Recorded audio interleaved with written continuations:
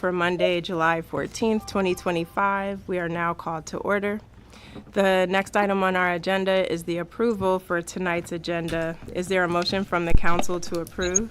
So moved. Moved by Councilmember Brown. Is there a second? Second. Seconded by Councilmember Blunt. Any comments or edits to the agenda? Hearing none, I'll call for the vote. All in favor, let it be known by saying of aye. Aye. Any nays? The ayes have it. The agenda is approved as posted. Do want to note Councilmember Dixon is traveling tonight and will not be with us, so just so the public is aware. The next item on the agenda is approval of meeting minutes for Monday, June 9th. Is there a motion to approve? So moved. Moved by Councilmember Blunt. Is there a second? Second. Seconded by Councilmember McBride. Any corrections or comments regarding the meeting minutes? Hearing none, I'll call for the vote. All in favor, let it be known by the saying of aye. Aye. Any nays? The ayes have it. The minutes are approved. Next, we'll proceed on to unfinished business, which is state and local legislative updates. And so for that, Town Administrator, I'll turn it over to you. Good evening, Mayor and Council. I hope that you can hear me. Okay, I can be heard. This is our final legislative update for the 2025 legislative session.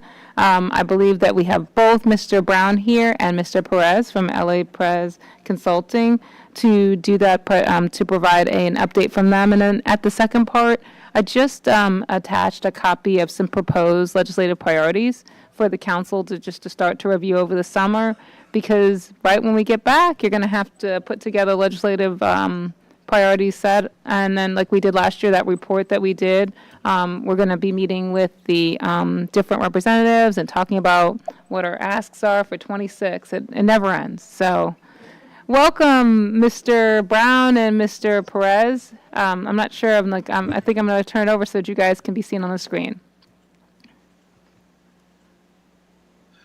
Good afternoon, esteemed council. Thank you for that welcome, Michelle.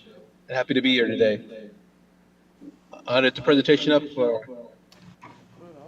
Yeah. Phone up for you. Give it 2 seconds. We're going to wait till we can see you first, which I think we're going to switch to you in a second. Okay.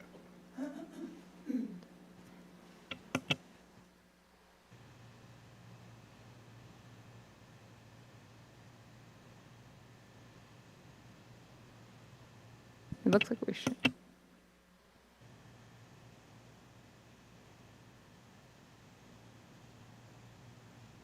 All right, just let me know when you're ready. Yeah, Rick, we've got it. We've got the. Oh, there you go. There you go. All righty. Pleasure to be here and to go over the 447th legislative session in terms of overview of what happened and what occurred, and kind of give an overview of what was kind of embarked upon. The legislative session.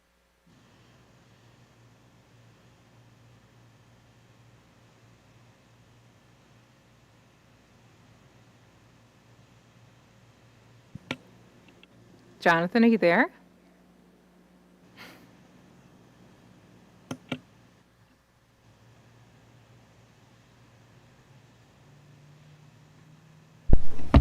Jonathan, if you're speaking, we lost you on audio. Can you still see him?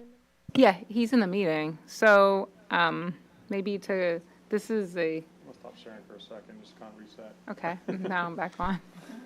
Yeah, his mic is on. Okay.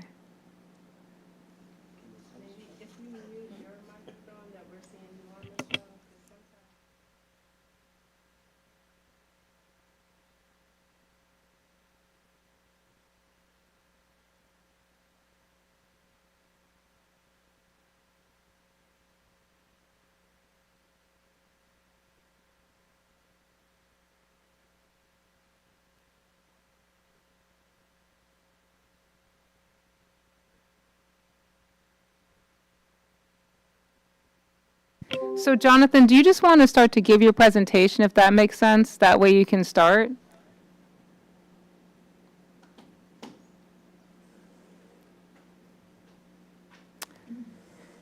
Okay. You there, Michelle? Yes. Do I you can want hear to you. just, do you want to just keep on, we're going to get the technical difficulties with everybody. The council has your presentation in front of you, Sure. in front of them. Keep So going. what we can do is, yeah, just keep going. I keep going. That's fine. Okay. Okay. So, so by and large, when you look at,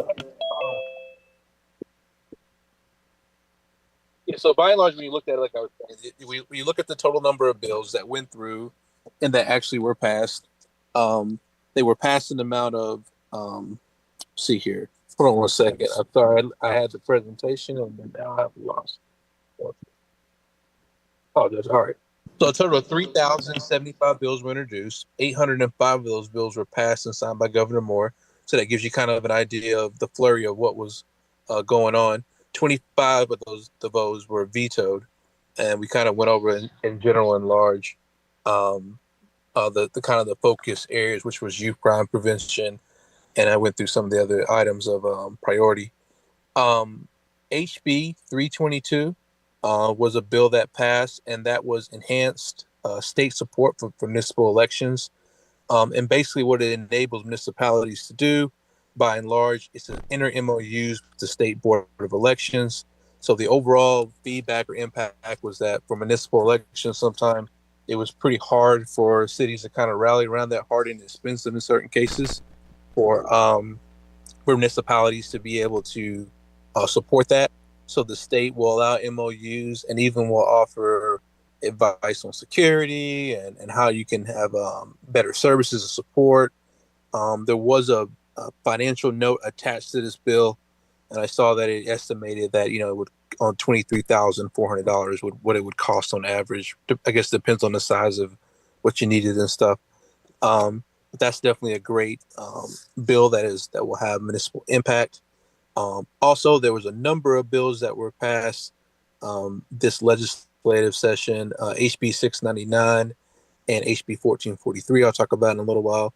That focused on our veterans, right? And it focused specifically on, in some cases, HB 699, broadening the eligibility for Maryland veterans um, in terms of veterans that could have been discharged due to sexual orientation, PTSD, or trauma relief. And what this does is it allows municipalities to, the state provides authority now to municipalities to have veteran preferences in place and to be able to expand this audience to greater members that may have not met the previous standard, which enables a greater hiring pool that you wouldn't have before. So, and it also enables as well any sort of resources or job training or mental health support that you normally would provide it. Now you can provide it to an even greater audience. And that kind of leads right into the Family Serves Act, which is HB 1443. Once again, it expands it even more and says you can develop not only preferences for veterans, but their families as well. So overall, this is a great opportunity in terms of being able to seek out additional candidates for positions and jobs, establishing preferences that otherwise would not have been there before. HB 814 is a really big bill for municipalities, Youth Services Bureau reporting, and basically requires the Department of Juvenile Services to produce an annual report on youth services bureaus and connecting that to access funding. So it establishes reports and data to be connected, and then allows municipalities to increase levels of funding if they're working with especially as we work with some of our youth in underserved areas or youth that are involved in unfortunately violent crimes at times. So it's great from the perspective of it does allow a connection to funding. So this was a big deal. It's not so much enabling you to do something that you've already done, but it puts the state on the hook to be able to be able to foot some of these bills and be able to get involved with that. Another key thing that I think is important that happened during the legislative session, because we do cover the county bills as well. There was a number of bills that went in place, and I'll kind of go over them at a high level, but CB 022, that's 2025. That was a supplementary appropriations that passed right before CEO Braveboy got in office. And the main issue with that was there was a $44.8 million reduction to the police department. A lot of that money was spread across grants. About 30 million of it went to grants. 12 million of it went to the health department, and 4 million of it went to housing and community development. But a significant cost for the police department. For Prince George's County, there was also permanent rent stabilization for senior housing passed. Also, the expansion of the elderly property tax credit, which is very confusing, that in of itself. Essentially, there's been lots of talks, and I've talked about it on this call previously, about the elderly tax credit and getting that to our seniors and how that looks. And the reality of the matter is, there are all kinds of standards in place, like your property cannot be over $500,000, and you have to be in the property at least 25 consecutive years and things of that nature. So this expansion did include some more categories that would open up the aperture for more senior tax credits, but not really by a long shot. So it's still a pretty tough, it's going to be a very thin avenue for people to be able to come through. CB005 is directly important, as it's the minimum wage indexing. So basically, the minimum wage within Prince George's County will be connected to CPI. It does place a cap on it that minimum wage will not go up more than 5% year over year, but it will be tied to that, and minimum wage will gradually increase on that. So that's something from a budgeting overall perspective to follow.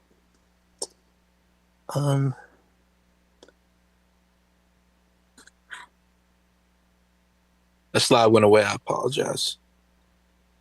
Give us 1 second, we'll bring it back up. We're just sharing the memo because some of it wasn't in your document. So Okay. we're sharing it now. Okay, cool.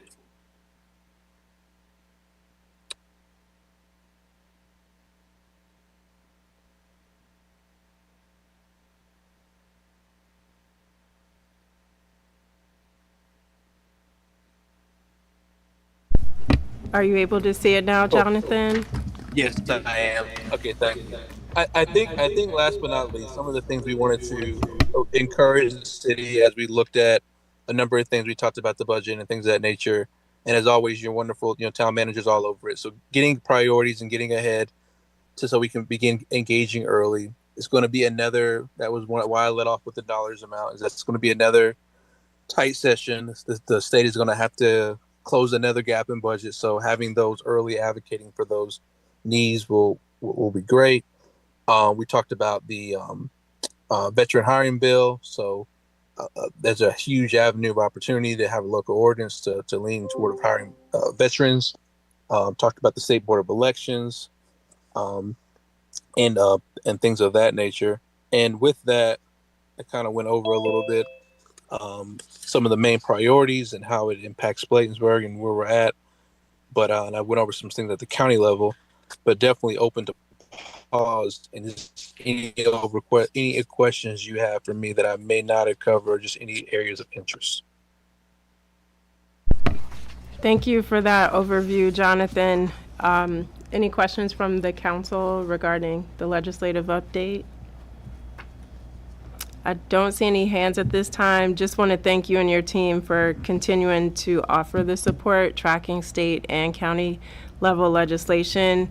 But also want to note that your help has been very, very useful to us, specifically with the annexation situation, and really helping us to have inroads to Chairman Barnes, who's chair of the Appropriations Committee, and really move that process forward. So that would not have happened without your team's support. So huge thanks to you, Mr. Brown and Mr. Perez, for really coming through for the town in a huge way for that. Again, we don't have any questions. We understand we need to start looking ahead to these legislative priorities for 2026, so that in the September meeting, we can follow up with that discussion and hopefully have you join us at that time. And Mr. Perez is online. He's on here too, if he has anything to add. Mr. Perez, I saw you here. He's on camera. Yeah, I'm here. I won't take any more time. Jonathan covered it all, and thank you for your kind words, Madam Mayor. Good evening, Madam Mayor, and the members of the committee and staff. I just want to compliment, we opened the door for the Ben Barnes thing, and we appreciate that, and we know how critical that was to the town.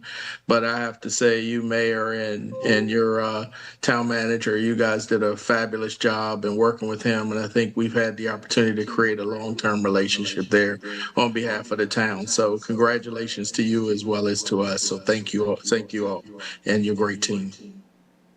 We appreciate that very much. Thank you both for joining us, and we'll wish you a good evening as we continue on with our agenda for tonight. That item concludes unfinished business, and we'll now move to item 5 on the agenda, which is new business. For ordinance 01-2026, Town Administrator, we'll turn it over to you.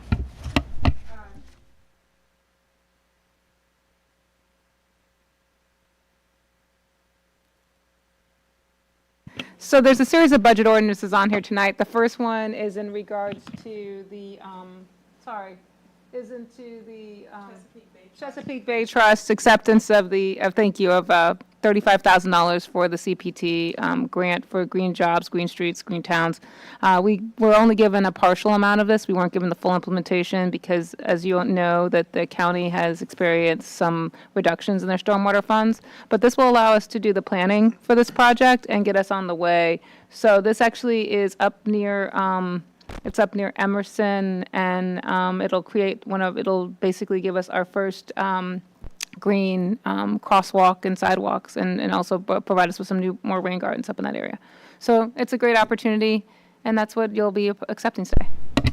And it also balances out the sustainability efforts, because I know we also have the funding coming through for the rain garden Yes. in Ward 1 And now we're near in the Ward fire 1 too. department. So now it's good we have one project for Ward 2 as well I try to in a keep it high fair. traffic area. So any comments or questions from the council regarding this ordinance? Since it is financial, we will vote on it in the 7:15 meeting today. The next item is ordinance number 02-2026, a budget ordinance to amend FY 2026 for the acceptance of FY 2025 community electric vehicle supply equipment. Town Administrator? Sure. Mayor, Council, this is a ordinance, again, for the acceptance of funds for the electric vehicle supply grant. We received $50,000 for a level 3 charger. Actually, I think 2 of them. We'll be working with we're going to be working with the supplier EV, I think Blue, who is the one who provided the initial quote on this. But this allows us to expand our electric charging in the town. And we were one of the few towns, I think we're the only port town to get it, and one of the few in Prince George's County to get this funding. It was highly competitive, and we actually spent a lot of time going back and forth with trying to make sure that we could get these funds and secure them for Bladensburg and for the port towns. So what I'm hearing is call the governor and say thank you, because it was competitive. Yeah, I mean, so we've been really working on our MEA grants, and this is another one of the was another one. So we'll get this turned around quickly so that we can continue to get more funds in for the town of Bladensburg. Great, thank you for that overview. Are there any comments or questions from the council regarding this particular ordinance? All righty. And again, this is on the agenda for our later meeting to vote on formally. The next is emergency ordinance 03. Councilmember Brown. Thank you. Thank you. Mrs. Bailey Hedgeworth, so with this grant, so with the stations that we have, because now tell me this, with the stations, the charging stations that we have, I know that like people like to use this one.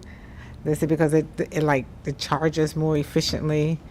And so in terms of, I guess, the efficiencies and comparability. Sure. Actually, they're 2 different chargers. So the ones on this side are the fast chargers. I know, that's what I said. So, no. So your vehicle type determines what type of charger you can use. So if you have like a Tesla, you can use those. But my car is hybrid. I can't use those chargers. Okay. So that's why they're different. Some are specifically high voltage chargers, where others are the lower level chargers. And so it's a matter of having enough to satisfy both types of vehicles.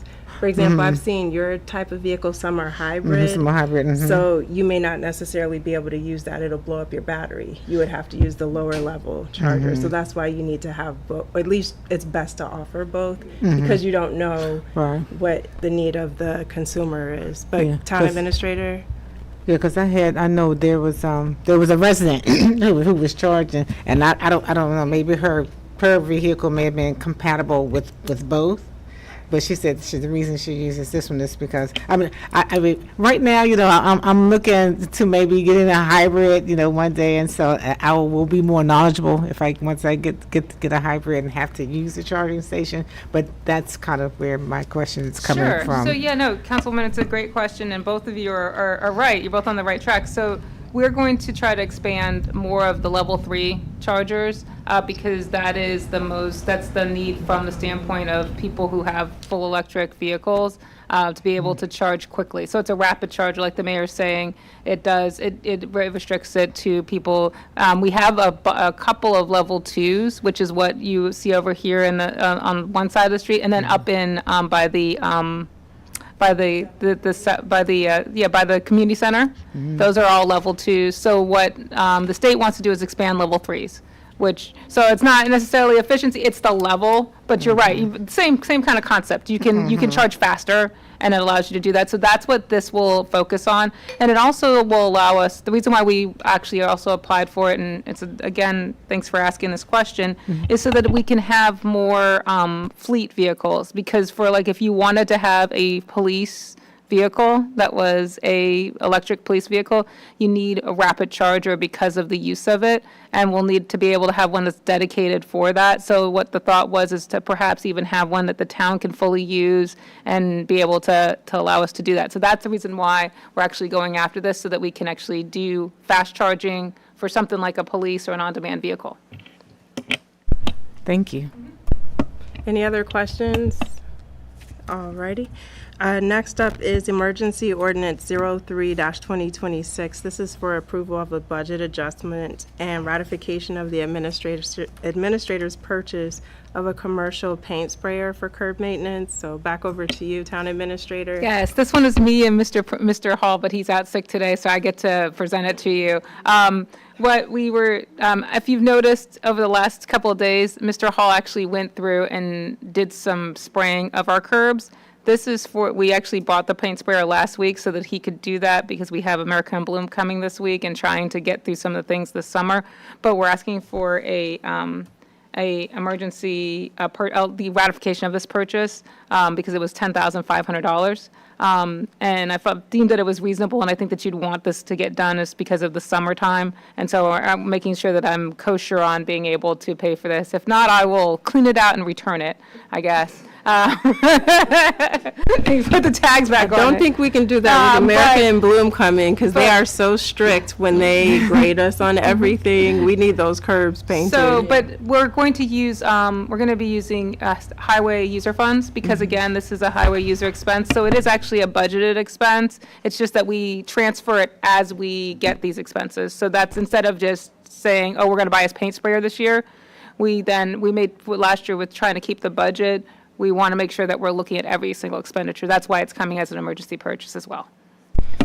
The timing is also good because I know Mr. Hall and the team typically redo all the lines before school starts in August.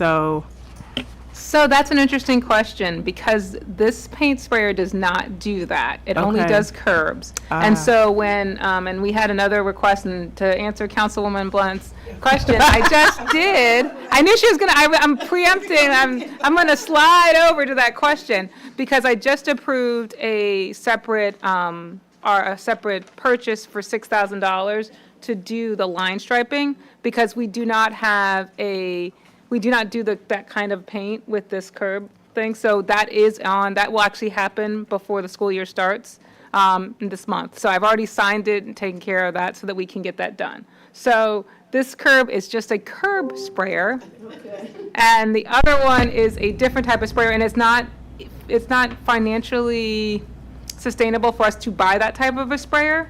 because it is actually cheaper to go an individual purchase. And we do, but we do have we do intersections, because last year you did an intersection. This is why I loved if Mr. Hall was here, because I asked that question, like, didn't we buy something that does it? We can do the lines at the intersections, which is a thicker adhesive lines thing, and that's what you purchased last year. So as we will look through the next year's purchases for these things, we may get into that business, but we're not currently in the center line business, if that makes Understood. sense. And I guess we don't use it often enough, Correct. to your point, to purchase that and But make we that will, investment. I know the next question is, well, tell us how many times to do it. We haven't done it since I've been here, but we will research it to know how much it costs so that we can do it ourselves. Okay, Councilmember Blunt, are you good? Yeah, I know, I hear you. Yeah, on Emerson Street, yeah, I totally understand. So, yeah, having the lines striped, particularly on Emerson Street, to make it clear, the division of lines and traffic would be helpful. Councilmember Brown? Thank you, Mayor. No, I'm just waiting for the TA. I'm sorry. No, that's okay. No, that's all right. So, regarding the curb appeal, what about maintenance?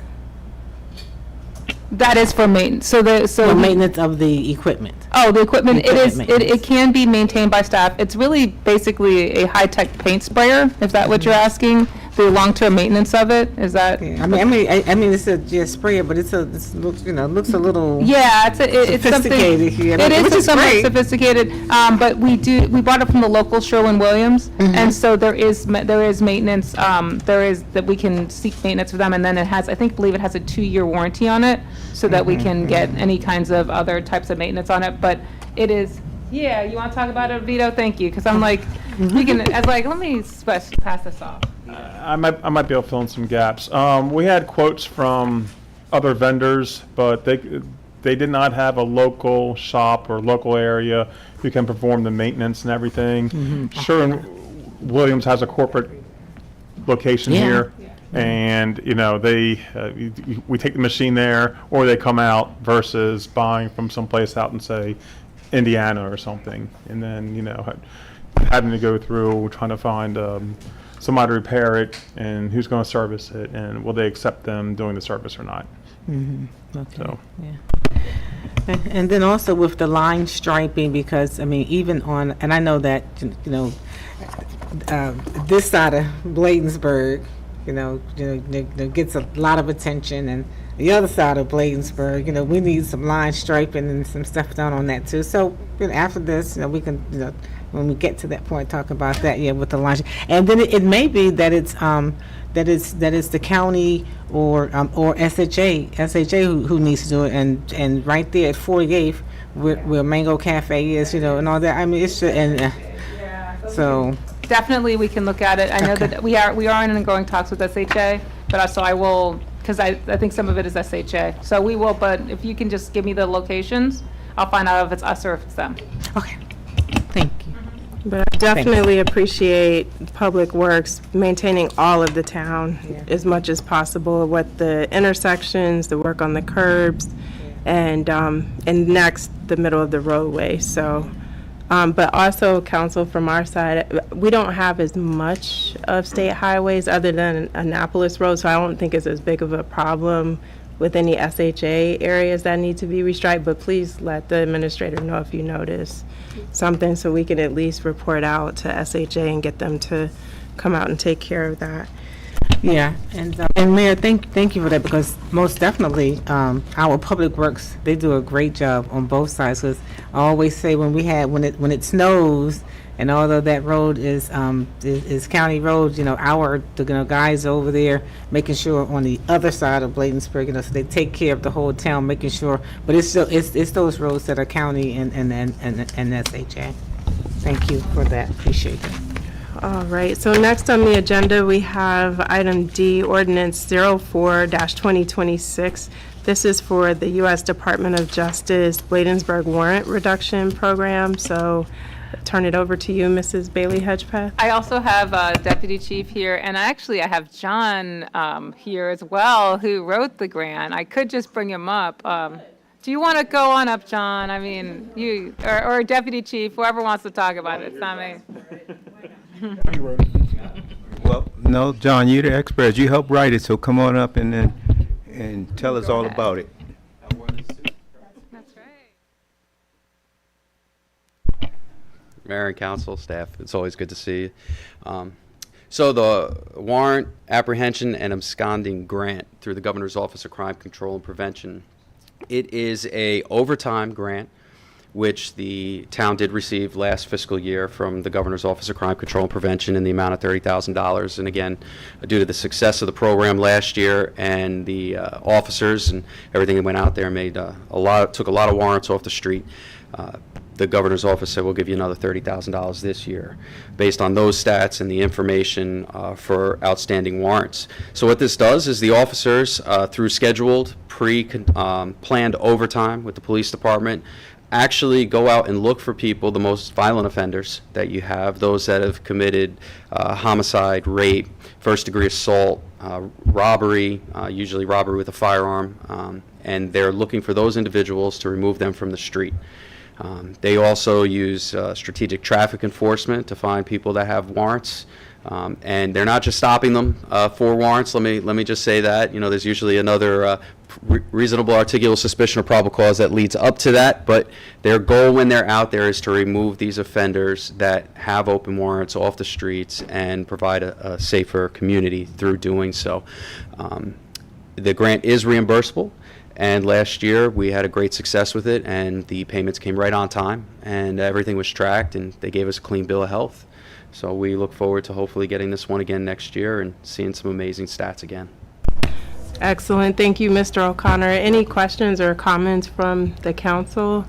While you're thinking about it, I appreciate your assistance with getting the funding, and kudos to Major Dickerson and the entire police department for the stellar work in the last fiscal cycle, which made it easier for the administration to award us again this year. But any comments you have, Deputy Chief?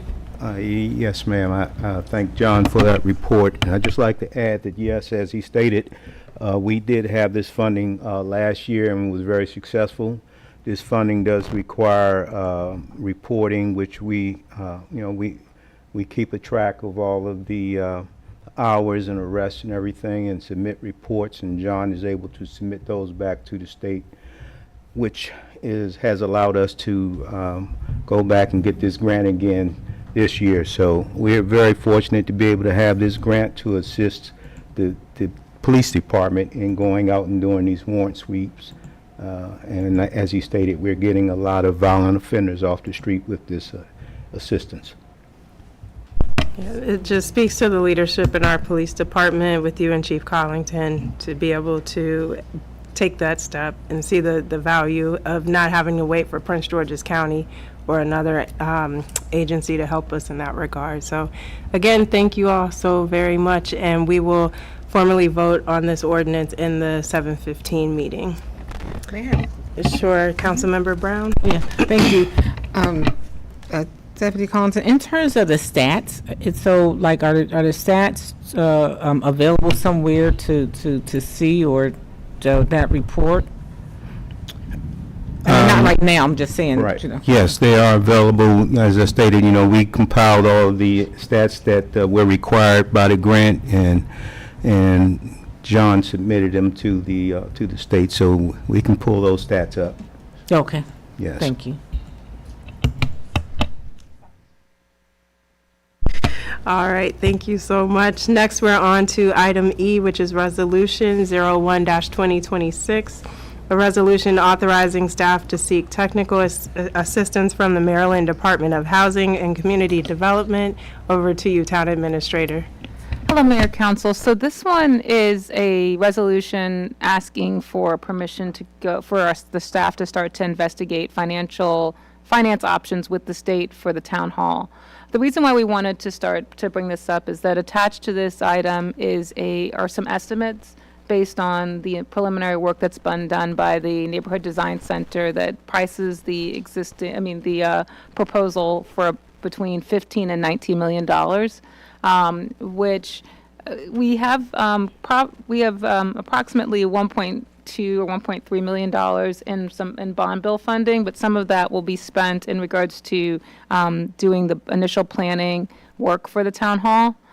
So the issue that Vito and myself see, because we always are nervous Nellies, is that this will have some effects on the long-term budget of the town. And the state has a cap of about $10 million of lending authority for towns that are not rated, bond rated. The bond rating process is something that I think that we may have to go through, especially for a council, for a council town hall, the whole facility. And that process will take some time for us to develop financial, to basically make ourselves bond ready. And so we're asking for the advice from the state because they offer technical assistance on this process. Plus, they offer funding for the first $10 million through their capital infrastructure program, which is what we're pretty much thinking that we'd like to do. But to start through this process will give us a heads up or kind of a head start on the process as we continue to go through the planning process. It also then makes us more viable for future funding with the state. I know that one of our state senators has been very insistent on the fact that having milestones like this, like how are you going to fund it to get more money? So part of our legislative ask will be saying, hey, we'd like to ask for $2 million or $5 million or a certain amount of money from capital bond funding over the next few years. Well, we have to show that we're already bond ready and funded for the project. So this is sort of that step to take you down that road and then give you some numbers to say if you had an overall debt of X, this is how much per year you'd have to pay back in funding.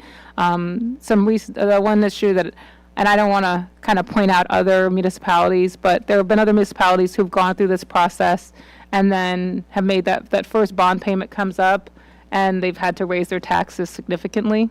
It's one of our neighboring cities, and I'm not going to mention the name, but they had a little sticker shock after their town hall was built. And so I want you to be able to have that process, have discussions, and to be able to fully look at this. And then the other part of my memo does talk about if there is any ideas, if you say, hey, Michelle, I'd like to also phase this, split the projects, look at, a town hall or maybe a police substation or things like that. We can, at this point, before we spend too much money on one concept, we could look at two concepts. So I'm just trying to give you all those kinds of things. So that's just the process. That's just the process that I wanted to outline quickly today, and to kind of say I'm thinking about it. We're thinking about it. Mr. Tonelli can answer any other questions that I have not provided for. Mr. Tonelli. As town administrator said, it's something just to prep. It's not just building the budget around it. It's building everything around it. I mean, a tax base, everything, because our current tax rate now is because we don't have any debt, and that's why we've had the same rate forever, is because we have not had any debt, because we're still in a place that looks like so it's at a certain point, as the town's grown, as the services expanded, the town's expanded, and we're still in the 1950s era.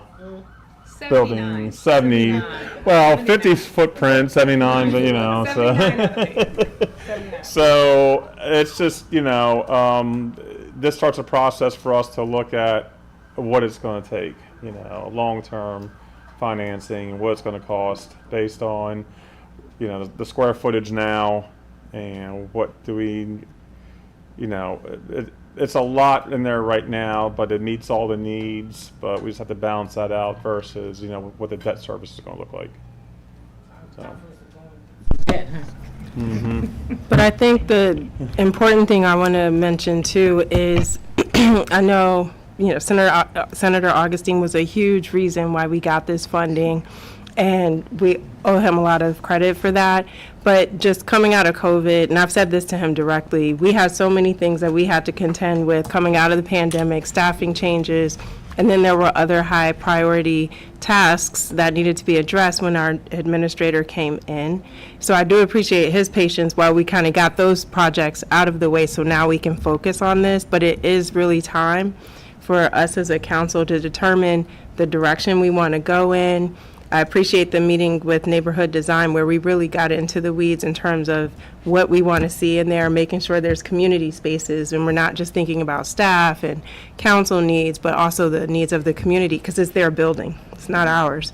And really being thoughtful so that we don't build it for the staff we have today, but for growth and future opportunities. And so this is the next logical step in that process, is really looking at the numbers and finding out what it's going to take for us to secure financing, what options are available. But I think also once we have that information, we as a council can come back and say, okay, based on what we can qualify for, what shifts do we need to make working with the staff? Do we need to reduce a little bit? Can we go up a little bit? But right now, we just don't have that information. We need that data to continue the process. So long-winded way of saying thank you for moving this forward, and I look forward to voting in favor of it in the next meeting. And also just want to note, this is based on about 27,000 square feet in terms of needs over 2 stories. So again, this is thinking about our growth trajectory, how this building benefits the community, so Ms. McCutcheon can use the community space and not always have to go to the community center and other groups. So we really want this to be the people's building, and that at the end of the day, as I said, their tax dollars are building this. We just want all the information so we can make the best possible fiduciary decision for the town. With that, are there any other comments or questions from the council? Okay. Okay. Councilmember McBride said, I'm ready to vote. Okay, so this, again, because it is up for decision from the council, we will vote on it in the next meeting. And so now we'll move on to item F, which is contract approval for Osprey Development. Yay, development in Bladensburg. Town Administrator, I'll turn it over to you. Well, we have Mr. Clark online, and I think he's going to be doing the presentations. Joe, are you able to hear me? And I'll do some filler if he can't. So Joe, can you hear me on online? Okay. Are you able to see him in the list of participants or no?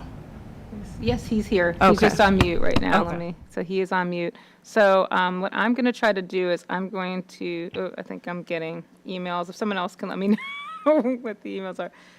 Share is, I'm going to try to share. Hold on one second. Can you all hear me now? I can, Joe. Thank you. Yay. It's good to hear you. Okay, great. I am going to share my screen now. I apologize every time I try to do it on my computer, or every time I try to present myself, I lose audio. So let me know if you all can see my screen. Okay. It is up now. Thank you. Okay, great. Well, good evening, everybody. Thank you for having me, Mayor, council members, and everybody else that's members of the town of Bladensburg. As I'm sure everybody is well aware now, we are under construction out at the Townsend Hamlet Woods, which is the property located all the way at the end of 57th Avenue, just north of the Autumn Woods apartment complex, and just to the southeast of Templeton Elementary School.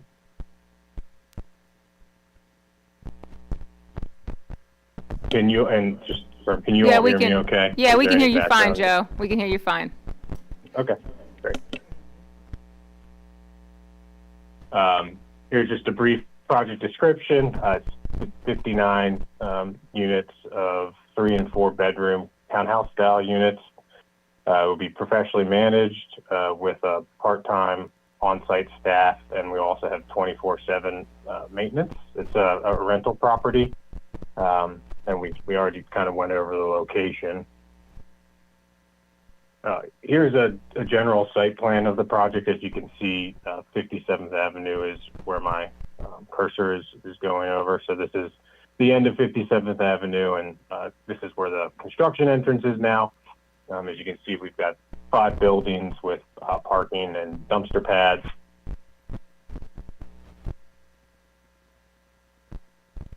Here is a rendering of what they will look like. And another one. They're similar in massing to the existing Hamlet Woods Condo Association, which is actually just to the east of this project. Here's some of Osprey's previous experience with townhouses and kind of the level of finishes we intend to be using here as well. And another project we've done.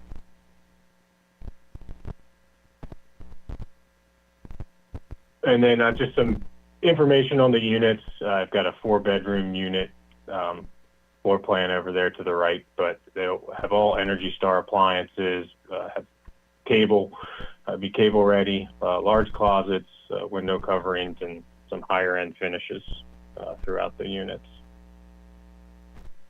And then just so you all know the project timeline, we started tree clearing work back in April of this year, and then officially started construction last month in June.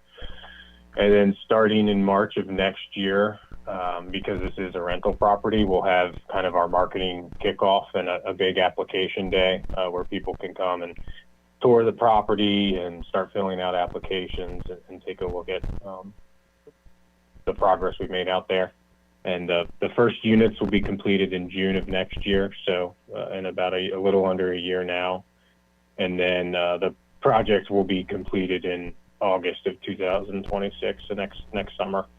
And that's when the final units will be delivered as well. And that's a typo, it's obviously 2026.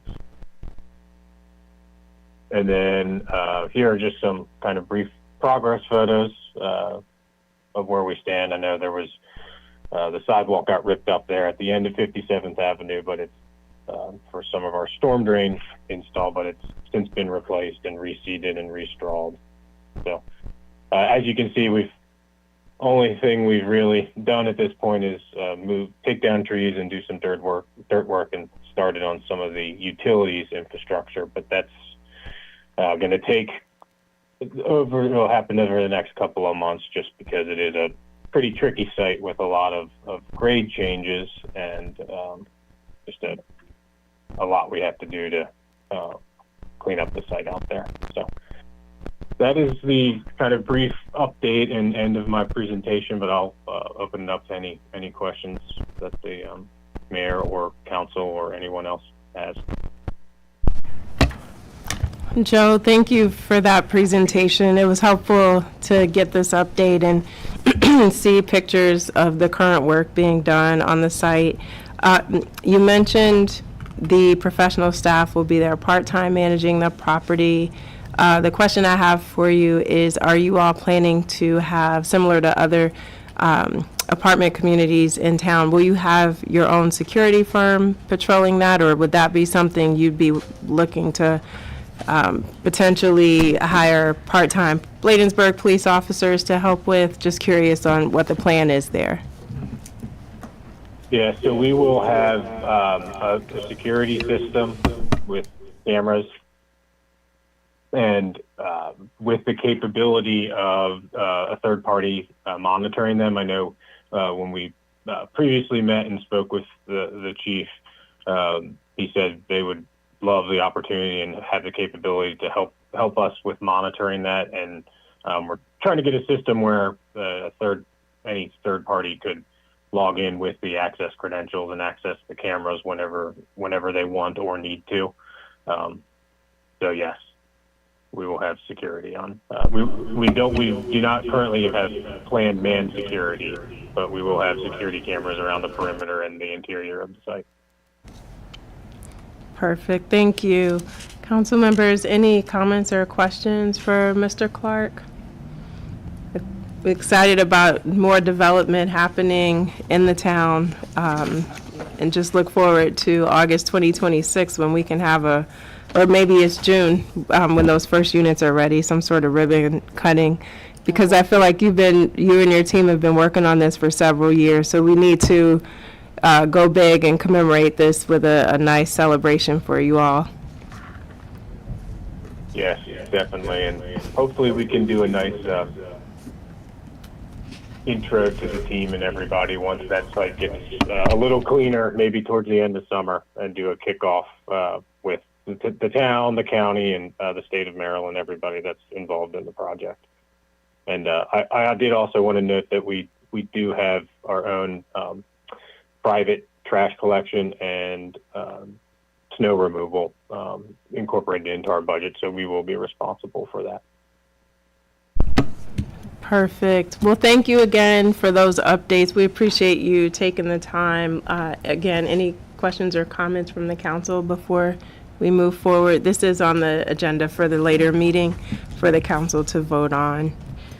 All right, so with that, Mr. Clark, we don't have any more comments or questions. Thank you for taking the time to join us, and we look forward to hearing from you again soon.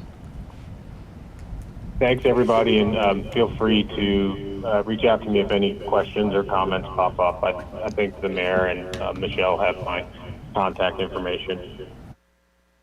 Perfect, thank you. The next item on tonight's agenda is for contract approval of a software agreement with Martis Software for budgeting, so I'll turn that over to the town administrator. It's both myself and Mr. Tonelli, because I hate to take all of the spotlight here, especially when it's about spending money. This is a software agreement with Martis, who has been working with us on updating our budgeting software. It actually works well with our QuickBooks, and actually was part of some of the forecasts that we did for the FY26 budget. We used Martis. And Mr. Tonelli? You. Okay. The way we have been budgeting up until this point is spreadsheets, linked spreadsheets. It's personnel budgeting, but done by spreadsheets and spreadsheets.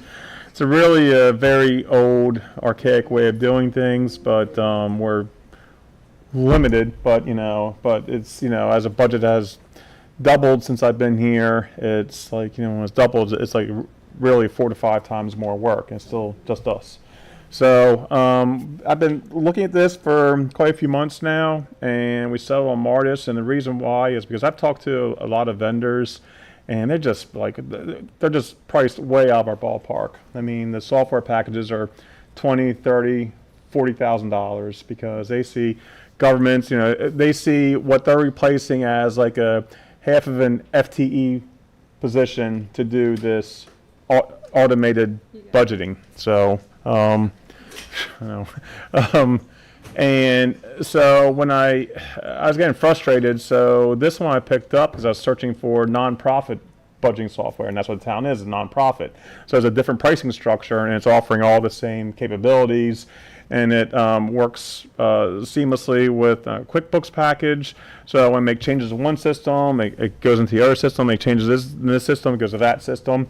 You didn't see the full product in this FY26 budget because I was trying to do it side by side, but when it came down to the end, I just went back to the old way to get it done. So I had more time to work with it this fiscal year, and you'll start seeing the reporting soon based upon this. And it has the what do you call it? I told you before Forecasting? not only that, but oh gosh, I forget. I just talked about it a few minutes ago. The screenshots and everything. The dashboard. Dashboards. Thank you. But I was going through my ABCD dashboard, so it popped up. So that you can drill down the info and everything. So it'll still be a couple more months going fully live with it, but I am using part of it now with the personnel budgeting, which is nice because if there's any change in positions, I just plug that in and it flows all the way through, and and it tracks the full cost of with benefits, which which is great, which I am again doing now, all the just through spreadsheets and linked spreadsheets, and got to double check and triple check, make sure all the links work and everything else. So it's, it's nice that this will replace that. And there's a first software purchase or improvement we've made in 10 years. So it's Yikes. Yikes. Yeah, I know. On the other hand, congratulations for getting our dollars out of Excel. Like you tapped I know. it, you stretched it 1,000 different ways. But I think this is great, council members and staff, simply because this will allow you to actually sit and have meetings department by department and really give the full picture of where they are And each everybody sees it quarter. live Yes, it's all the time, live. so You know it's where good. you are against budget, and having that dashboard feature will really make it visually just easier for everyone to just track all the information. So, any comments or questions about the software for Mr. Tonelli? I say go for it because I know what software does when you do your job, so Thank you. congratulations. I'm sorry, hello? I'm sorry. But yeah, any software that can help you, enhance what you do in your job. I love software. I love AI, but I love software better. Okay. Councilmember Brown? Thanks, Mayor. Yeah, and Mr. Tonelli, just thank you for the wonderful, had you not, disclosed that information, we never would have realized. I mean, you do such a wonderful job. Never would have realized that you were, doing so much without, that specific, software. So thank you for And that, you because talked that's to- something. You talked to some vendors too at. Yeah, I sure did. And I brought so some that's information where the back to you conversation as well started, for, yes, regarding that, to help you out with that fiscal management. So thank you for continuing to do a great job for us. Councilmember McBride? No, I just want to say congratulations also, because I see the work that you do, and I've worked with spreadsheets and Excel and all of them. Congratulations. Yeah, that's a job. Yes. So I think we are unanimous in support for that and look forward to voting to approve that in the next meeting, or our 7:15 meeting, that is. Next, we are on the item of sponsorship of events, so I will turn that back over to our town administrator. Well, this is myself and Miss Watson, because I'd like to be able to give some credit, a lot of credit, to her staff. Both her and Mr. Jeffries put together the sponsorship package. And the one good thing I just wanted to make sure that keeping the council aware of is that as we move forward with some of our special events, we're going to be seeking sponsorships. We actually got over $5,000 for the Independence Day. From the two towns, and actually at the very last minute, we had someone, Anderson Windows, or one of the window companies, came and wanted to do a booth, and we were able to make to make some money on that. So I think as we move forward, this is something that I just wanted to make sure the council was aware of. We also are going to make sure that we work more with the port towns and kind of make sure that we are, doing more of our events together. From my standpoint, we're active. I'm very active with talking to those managers, with both Culmore Manor, Cottage City, and Edmiston on everything that we're doing, and especially with the Port Town CDC, trying to make sure that we're pushing more things through that as that becomes developed. So, You mean the BCCE? I call it. I'm just calling. Let me just call it Project CDC. I'm going to call it Project CDC. It's the BCCE Port Town CDC. But the project, that CDC project, is foremost in of my mind right now, with getting that together so that the council can make some, you all can approve people for that next year. In September. Next meeting, yeah, it's pouring out there. So get us a boat. All right. So, Ms. Watson, we'll turn it over to you on the sponsorship opportunities packet. I think Michelle said it all pretty much. I do want to, while you're off mic still, though, I do want to thank you and your team. I can see Mr. Jeffrey's thumbprints all throughout this as I was reading it over the weekend, and really like the creativity that was demonstrated here with the sponsorship levels of silver, bronze, and then community sponsor. And just one comment I thought might be helpful is as you're looking at the levels of sponsorship, sometimes it's nice if that biggest offering, like in this case, the platinum one, is the similar to this longest, but it just lists everything that's included in the others that's applicable. So as you build up, for example, everything at the lowest level of $1,000 would be included in the silver sponsorship, plus more. And then you do that for the next ones. Again, it just, the optics of it, if I'm a business and I see, wow, there's 15 things that I get here for the platinum level versus 4 for the other one. If money's not an issue and I'm just looking for maximum value and visibility, that could be something that's helpful.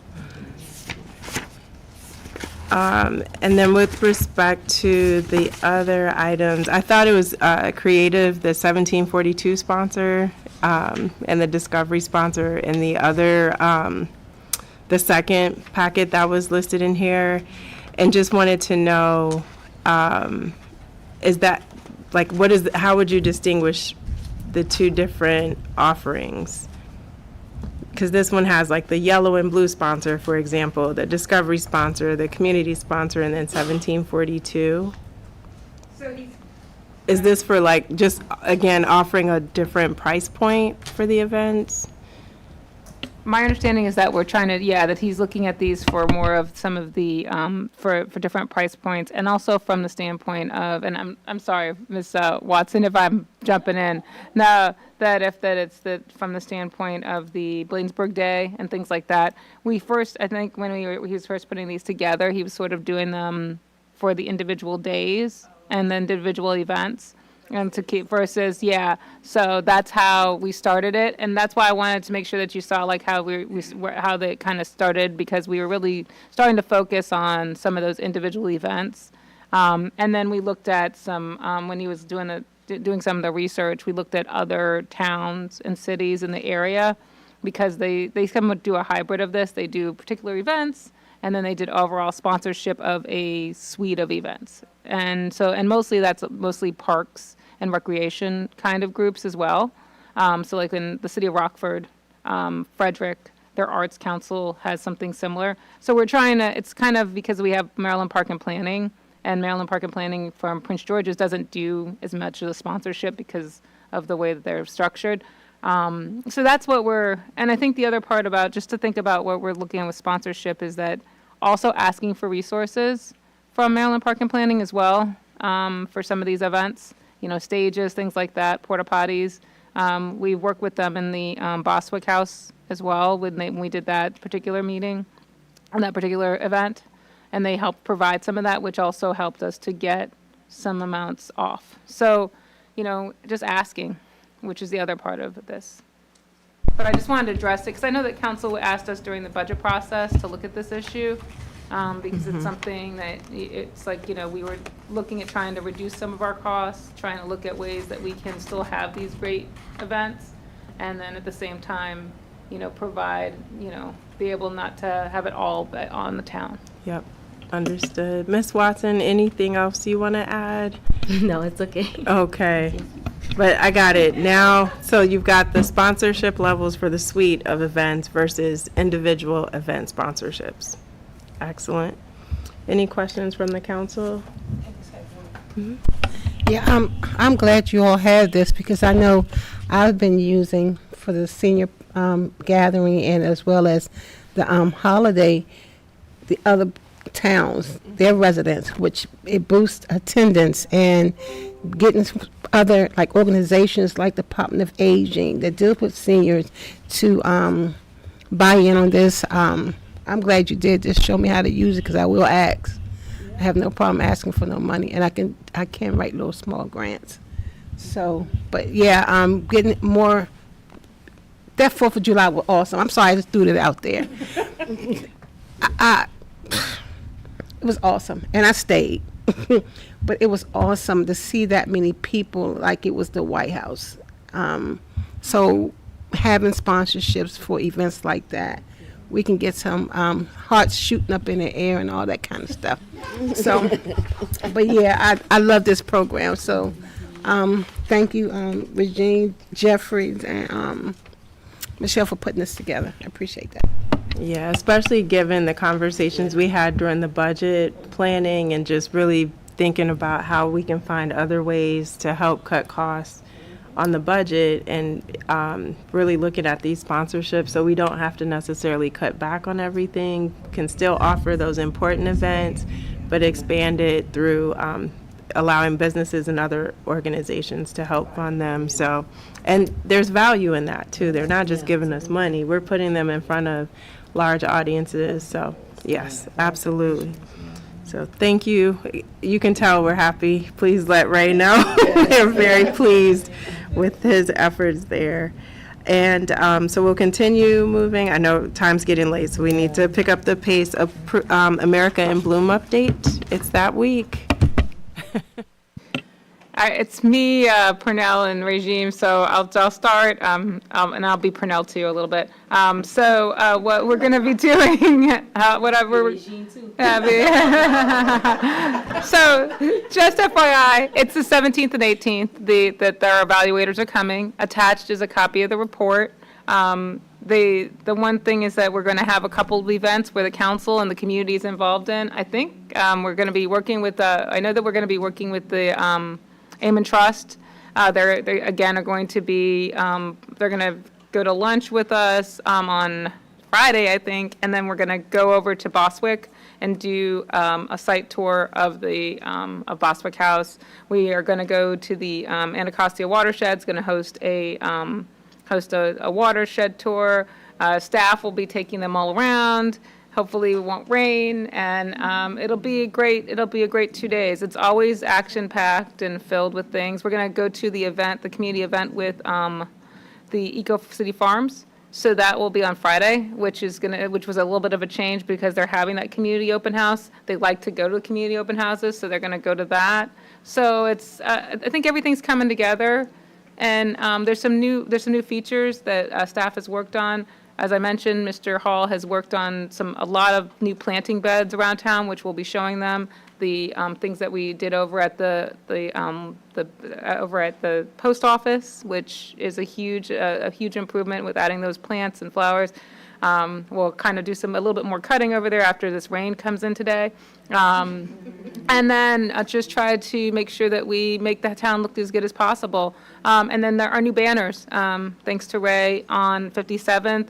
And then what we're trying to do so that it's on both sides of the town and the entry is that we've asked SHA for approval to add banners to the bridge so that when you come from the Bladensburg side, you'll see the smaller banners as you get into Bladensburg. So we've asked for that approval. I don't think they're up yet. That's what but that is one of the approvals that we did ask for, is to be able to move some of our existing banners over to that area so that we can start to have them throughout the town. And then we're going to look for spaces in both wards so that we can have our banners, because we ordered the ones that are on 57th. We've ordered an additional 8 to put around the rest of the town. So I just wanted to kind of let you know that there's changes are coming, and there's changes that we've implemented for this America in Bloom. Excellent. Ms. Watson, anything you want to add? No, I'm just excited to be part of it this year. You know, this is a first year that I'll be part of what Purnell, Michelle, and Ray is doing, and I'm excited to be part of the whole thing and learn about it as well. And the good thing is, from your perspective, there's been a lot of improvement since last year, so you get to help highlight that for the assessors and let them know we took their feedback in last year's report to heart. So hopefully they'll be pleased when they do our evaluation. I think they definitely will. We've done a lot of work. Agreed. All right, so that completes item I. We're on to item J for the United States 250th. Over to you, Town Administrator. Well, Mayor, this is actually a little bit of you, so I don't have to say everything, but what I'm just doing is that the overall up-to-date on the U.S. 250th anniversary is coming next year in 2026. It's July, so July of next year will be the big time. We received $500, not $500,000. We have $500 in educational. I should make that very clear. And we applied for $4,000, but we have not received information on that yet for a special event. What we're also working on with Mayor James is going to be working on the task force, which has been approved by the council. And Mayor will be hosting, or will be hosting the ATHA conglomeration in December, which we just need to figure out the dates. So ATHA, which is the Anacostia Trails and Heritage Association, has a 250th committee with all amongst different Prince George's County towns and cities, and that meets monthly. I've been going to those meetings.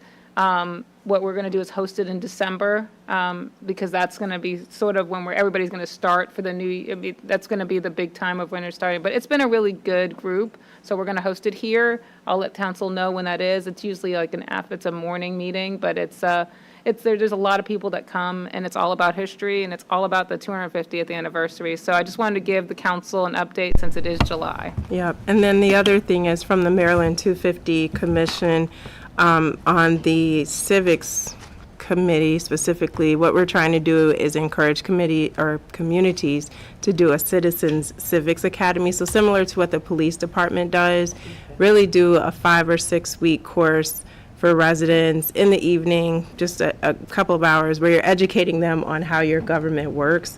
So I've started pulling some things together to help create a curriculum, which I hope I'll have done by the end of the summer. And the idea would be trying to launch that in like late fall or either the winter going into the spring, because what I'd like to do is have people recognize that completed at the fireworks event, just to give them more recognition in the community, that they understand how their council works and the government as far as the police department and how that works with public works and code and everything else. So that is happening. And of course, just sitting in on all the state level meetings as well. So that is, I think, all of 3 minutes for tonight, but we'll have more at the next meeting. And just want to pause for any comments or questions before we jump to the next one. Yes, Councilmember Blunt. On the 250th, would the council be involved in this whole program? Would you have different tasks that we can assist in with this? If the council is interested, yeah, definitely. Okay, I would be and I'll interested in just, whatever. whenever we have our meetings, just shoot that out to everyone. So if your schedule permits, you can join. And, if you can't be here, at least be on Zoom or something. Okay. Share your ideas and Thank you. let us know how you want to be a part of it. The one thing I'm trying to do is make sure we don't leave any pockets of the community out. So for example, inviting history teachers from the high school, having representation from the elementary schools, because we want everyone to be a part of this celebration. The kids need to know why this is exciting. The seniors need to know why this is exciting and want to be a part. And so I think it's just really important that we get that whole cross-section of the community involved in the celebration. All right, thank you. For sure. All right, and then our next item is very easy, would be asking for the council to approve the August 2025 council recess, canceling the meetings currently scheduled for August 11th, 2025 for the council work session and council meeting. So that will be on the 7:15 meeting agenda. So if there are no questions, I will call for a motion to adjourn. I so move. Moved by Councilmember Blunt. Is there a second? Second. Seconded by Councilmember McBride. Any comments or questions before calling the vote? I do. I have one. Councilmember Brown? Because I don't want to recess. You are welcome to meet, my dear. You are welcome. We will not stop you. Here's the gavel. We won't be here. With that, I will call for the vote. All in favor, let it be known by the saying of aye. Aye. Any nays? The ayes have it. We're adjourned, and we'll see you back at 7 p.m.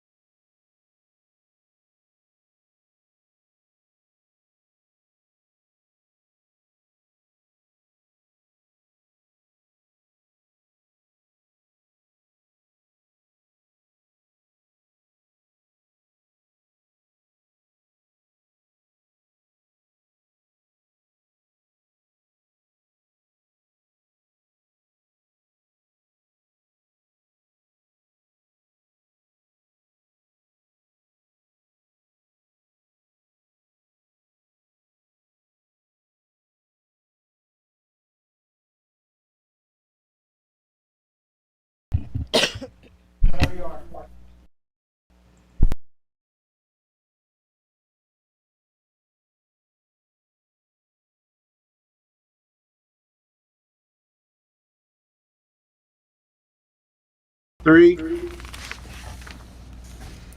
Good evening and welcome back. It is Monday, July 14th, 2025, and we are back for the special town council meeting. We're now called to order. At this time, I would ask the council for an approval of the agenda. Is there a motion to approve? So moved. Moved by Councilmember Brown. Is there a second? Second. Seconded by Councilmember McBride. Any corrections or edits to the agenda before calling the vote? Hearing none, all in favor, let it be known by the saying of aye. Aye. Any nays? The ayes have it. Tonight's special town council meeting agenda is approved. At this time, Madam Clerk, are there any public comments? No, Mayor, there is no public comments. Thank you. And again, we are meeting to discuss annexation resolution number 03-2025. This is a resolution by the mayor and council of the town of Bladensburg to enlarge the corporate border or boundaries of the town by annexation of 31.032 acres of land, more or less. Madam Clerk, are there any sign-up sheets collected at this time? No, Mayor, there is no. Okay. And just for following protocol, are there any designated representatives from Prince George's County government, either the branch of the county executive, the county council, or the redevelopment authority? Seeing none, are there any representatives from the Maryland Department of Planning?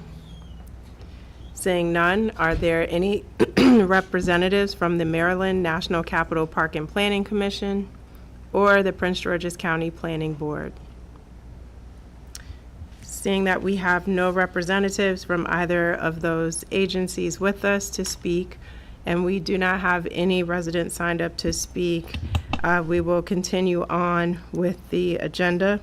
Next, I will go to the council members for your comments, just for the record, regarding annexation resolution number 03-2025, which is for parcels located along the waterfront park. Councilmember Brown, any comments or questions? Thank you, Mayor.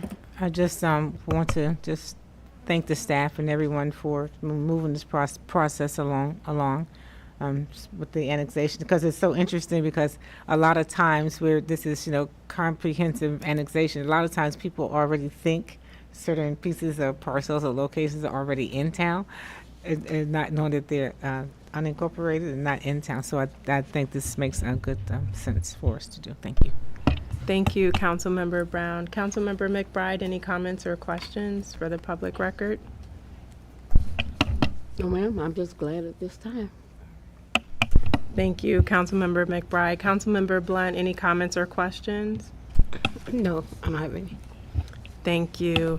And I'll just summarize, agreeing with the council. I'm definitely grateful to our staff, all of our consultants, and our engineers who've helped us get to this process.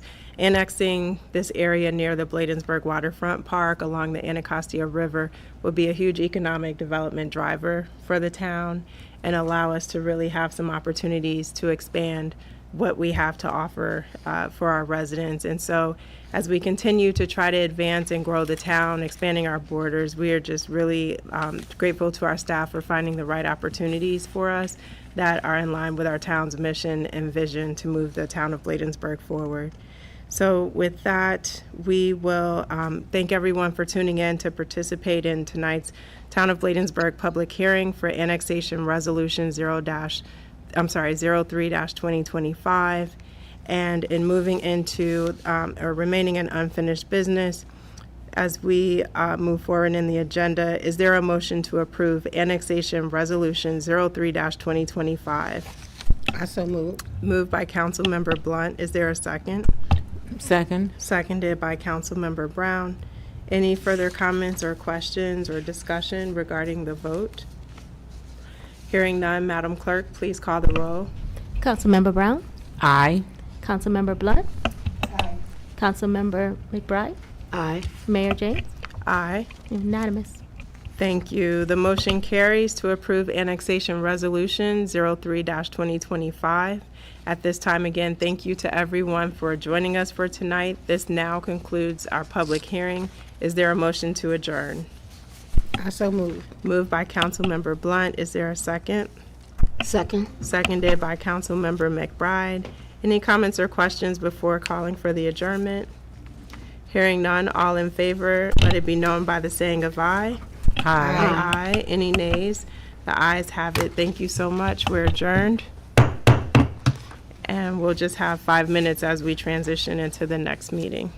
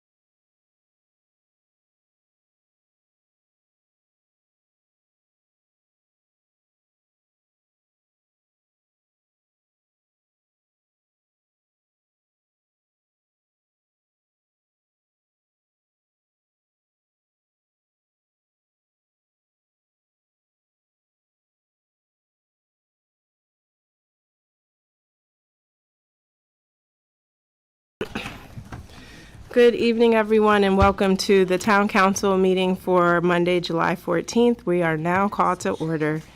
At this time, I will ask Councilmember McBride to open us up in prayer for tonight's meeting. Dear Heavenly Father, we thank you for this day. We thank you that we have been allowed to assemble for our town hall meeting. We ask you to continue to bless Bladensburg, strengthen us, keep us all together, unify us. In your name we pray. Amen. And for those who can, please stand for the Pledge of Allegiance.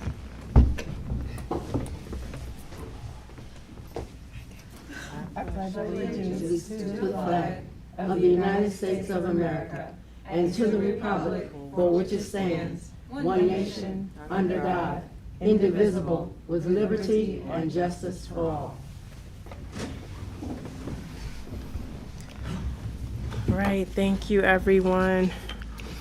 Next, we'll proceed with approval for tonight's agenda. Is there a motion to approve? So moved. Moved by Councilmember McBride. Is there a second? Second. Seconded by Councilmember Brown. Any corrections or comments regarding tonight's agenda? Hearing none, I'll call for the vote. All in favor, let it be known by the saying of aye. Aye. Any nays? The ayes have it. Tonight, we are fortunate to have, under presentations, our Patriotic Committee lead in Miss Renee Green. I believe she's on virtually. Is that correct, Town Administrator? Actually, I do not see her online. I was going to say that when I just noticed that I didn't see her online today. So, but if you'd like, Ms. Watson can give us a little update about what happened this weekend with the Peace Cross, Ms. Watson? And if you don't mind including the Independence Day celebration as well.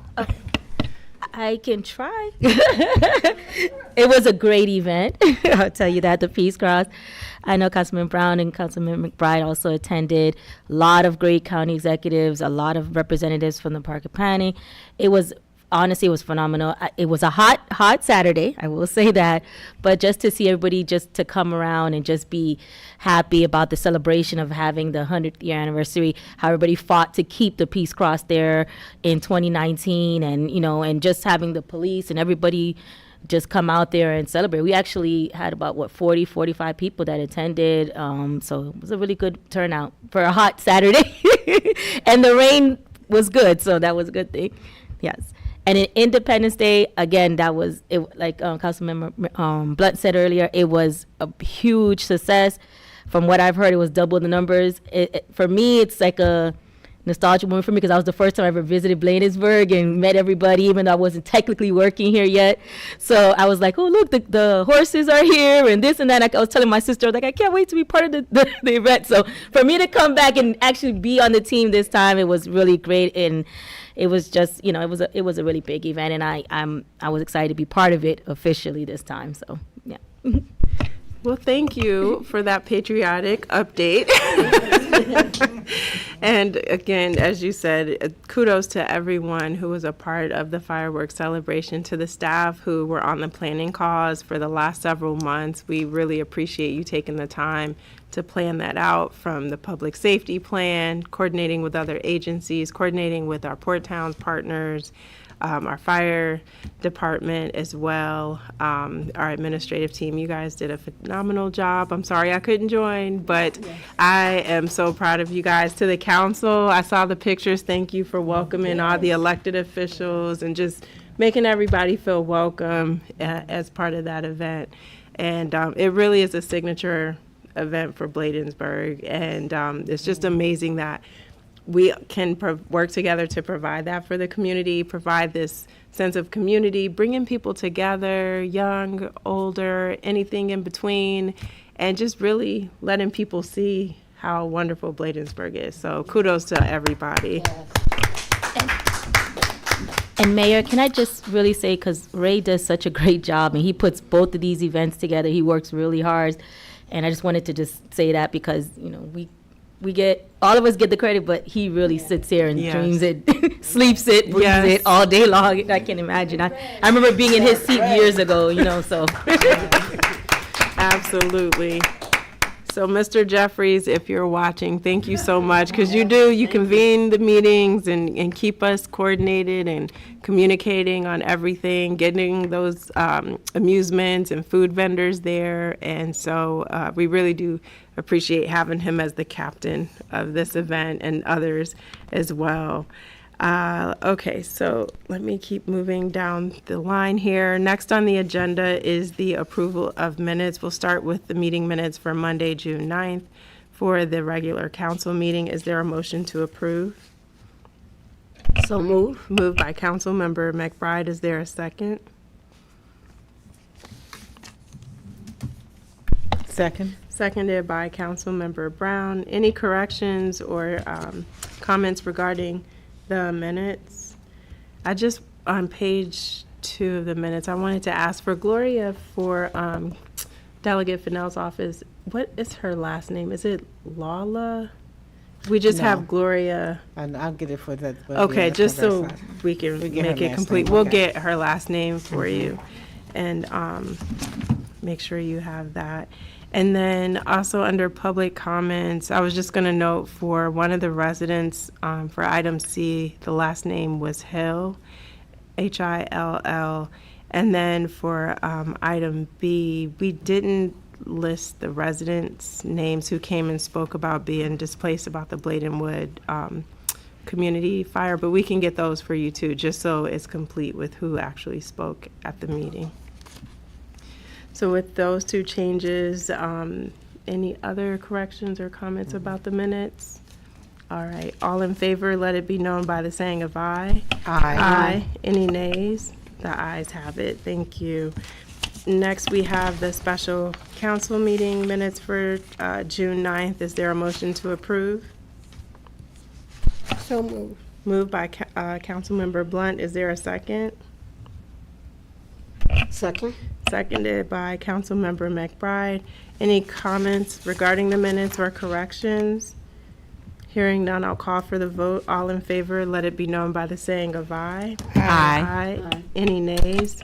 The ayes have it. Thank you so much. Sorry, I'm jumping. This mosquito is trying to get to us up here.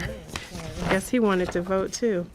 All right, so next up, we are moving down to public comments. Madam Clerk, are there any residents signed up for public comments tonight? Yes, we have one resident, Ms. Susan McCutcheon.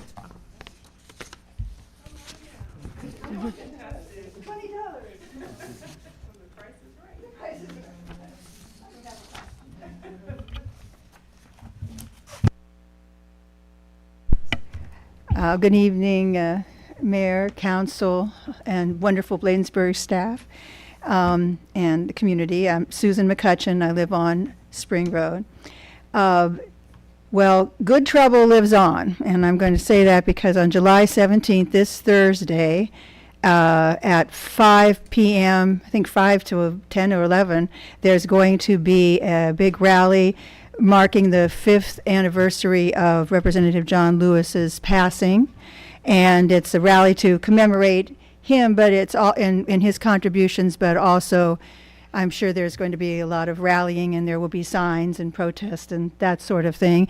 But it's also a day, it's a national day. And it's, and I think some other countries even, with, as far as reporting from Indivisible. And it's also a day of service, like a church, you know, could donate food or do whatever. So it's also a day of service. It's not just a protest day, but it's in his memory of keeping up with good trouble. And so if you're interested in going to that, the one at McPherson Square is the closest one in D.C., but otherwise there might be small ones that aren't on the record. But it's look up Good Trouble Lives On if you're interested. Earlier in the work session, there was the talking about the council and staff bringing together priorities for the next 2026 legislation. And I want to just keep in mind, where if it's not the top priority perhaps, but the superconducting magnetic levitation train project that's proposed. And I'm saying that because we expect any time that they're going to be coming out with the environmental impact statement.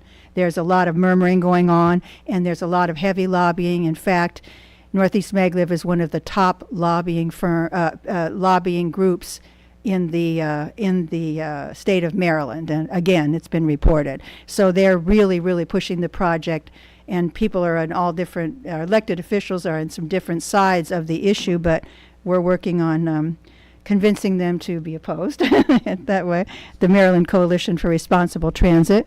And then I want to say how I feel like Bladensburg is my hometown in a lot of ways. I've been here 30-some years, and I really appreciate all the good things going on. The American Bloom that was described earlier, that designation and all the wonderful plans for it, very forward-looking, very dedicated people, the council and everyone, and the annexation, and of course, and Bostwick moving forward, all the hard work. And I don't know, do you ever sleep, Michelle? I'm not sure.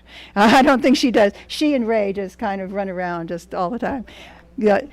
But at any rate, just how much I appreciate it. And I know sometimes when I hear complaints about this or that, I say, come to council meetings, put your 2 cents in, and then really listen to see what's going on, and you'll realize a lot of great things are going on. So thank you very much. Thank you so much, Ms. McCutcheon. And back to you, Madam Clerk. Is that our final speaker for today? Okay, great. Thank you. Moving forward in the agenda, tonight we do not have any items under Section 8, so we'll continue on with new business and turn it over to the Town Administrator regarding Ordinance 01-2026. Good evening, Mayor and Council. Ordinance 01-2026 is an ordinance to amend the FY26 budget for the acceptance of the Chesapeake Bay. That's on. Hello, can you hear me now? Does that work better? Okay. Okay. So ordinance 0. You're on both mics. Hold on. Ordinance 0. FY Green Drop, Sweet Streets program for $35,000. This will help to support the town's Green Street intersection and Ward 2. I'll be here to answer any questions that you have, but this amends our budget and allows us to accept some funds that we signed the grant agreement for back in June of 2025. Excellent. Thank you for that overview. I know we discussed it also in the work session. Are there any questions from the council before we call the vote? Oh, and also, Madam Clerk, actually, do you want to read the ordinance first, and then once it's on the floor, we can get into discussion, or we don't? All you have to do is just, because it's been published, all you have to do is just read the title. Okay. And then you can, and then notice it's read down. This is what the ordinance is. Mr. Gray is saying he can't hear. Mr. Gray, both of the mics that she was using have the red light on, but we're not hearing them coming through the speaker. On the same mic, I'm sorry. She's now using Mr. Tonelli's mic, but we can't hear her coming through your speaker here. Does this work? Now I have both of them on? Now that's working. Can you hear me now? Yeah. Okay, so just from the standpoint of that, with the ordinances, you do not have to read them all since they've been published, just to make sure that, because the town attorney has affirmed that as long as they've been published and they're in the thing, all you have to do is read the title, and you read the title, and then you can approve as read, as marked in there. Okay, just making sure. Perfect, thank you. Councilmember Brown, did you have a question before we go to the vote? Okay. So with that, is there a motion to approve ordinance number 01-2026 fiscal year 2026 budget amendment for the acceptance of the Chesapeake Bay Trust Green Streets, Green Jobs, Green Towns Program Award number 26132 for $35,000? Is there a motion? I so moved. Moved by Councilmember Blunt. Is there a second? Second. Seconded by Councilmember Brown. Is there any discussion regarding the ordinance? Hearing none, I'll call for the vote. All in favor, let it be known by the saying of aye. Aye. Any nays? The ayes have it. Thank you. Madam Clerk, I'm sorry. I kept no, rolling that's right through. It's just like we're gonna No worries, no get it done. One less title for me to read. Madam Town Administrator, we'll turn it over to you for ordinance 02-2026, and then to Madam Clerk to read the title. Titles, yeah. Thanks. I'm trying to make sure you guys can hear me. Thank you, Mayor, Council. This is 02-26. It's the keep on opening up the wrong agenda. I'm making me crazy. So this is the, here it goes. It's just crazy. I keep on opening up the wrong one. It's a budget ordinance to amend the FY26 budget for the acceptance of the Community Electric Vehicle Supply Grant in the amount of not to exceed $50,000. This grant will help us to do level 3 chargers within the town of Bladensburg, which will allow us to expand our electric fleet and also to expand the opportunities for residents to be able to charge their electric vehicles. And I'm here to answer any questions. Ordinance number 02-2026, fiscal year 2026 budget amendment for the acceptance of the FY25 Community Electric Vehicle Supply Equipment Grant Program Grant number 2025-045185S51 in amount of not to exceed $50,000. Thank you, Madam Clerk. Is there a motion to approve ordinance number 02-2026? So move. Moved by Councilmember McBride. Is there a second? Second. Seconded by Councilmember Brown.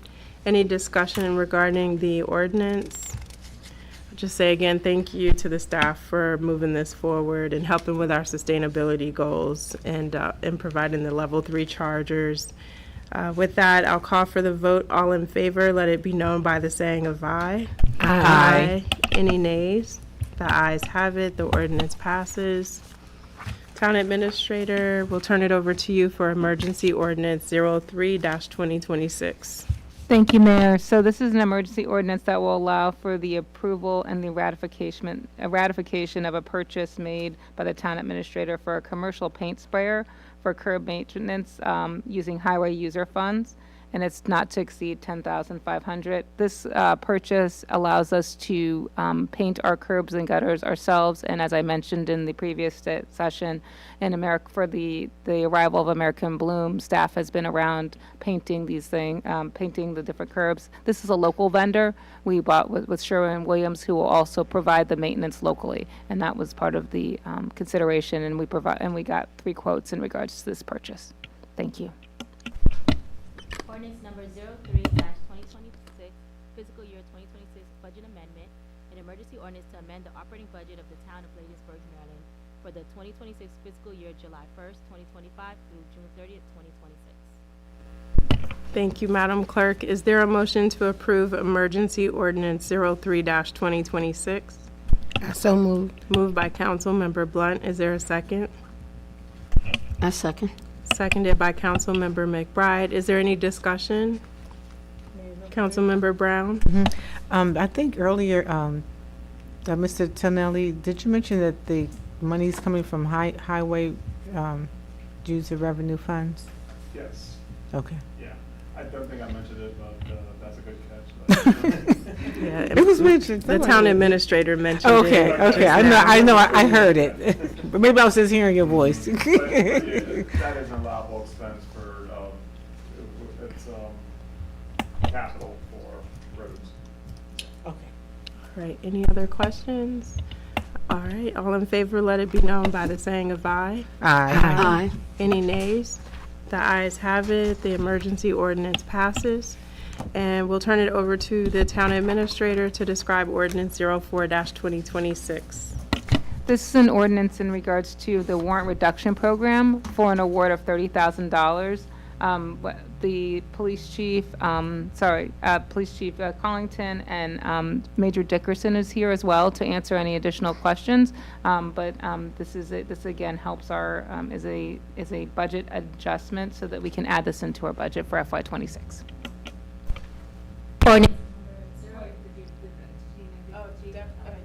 I'm sorry, Ms. Watson. Deputy Chief want to give you an opportunity to speak. She was ready. She was so quick on that trigger.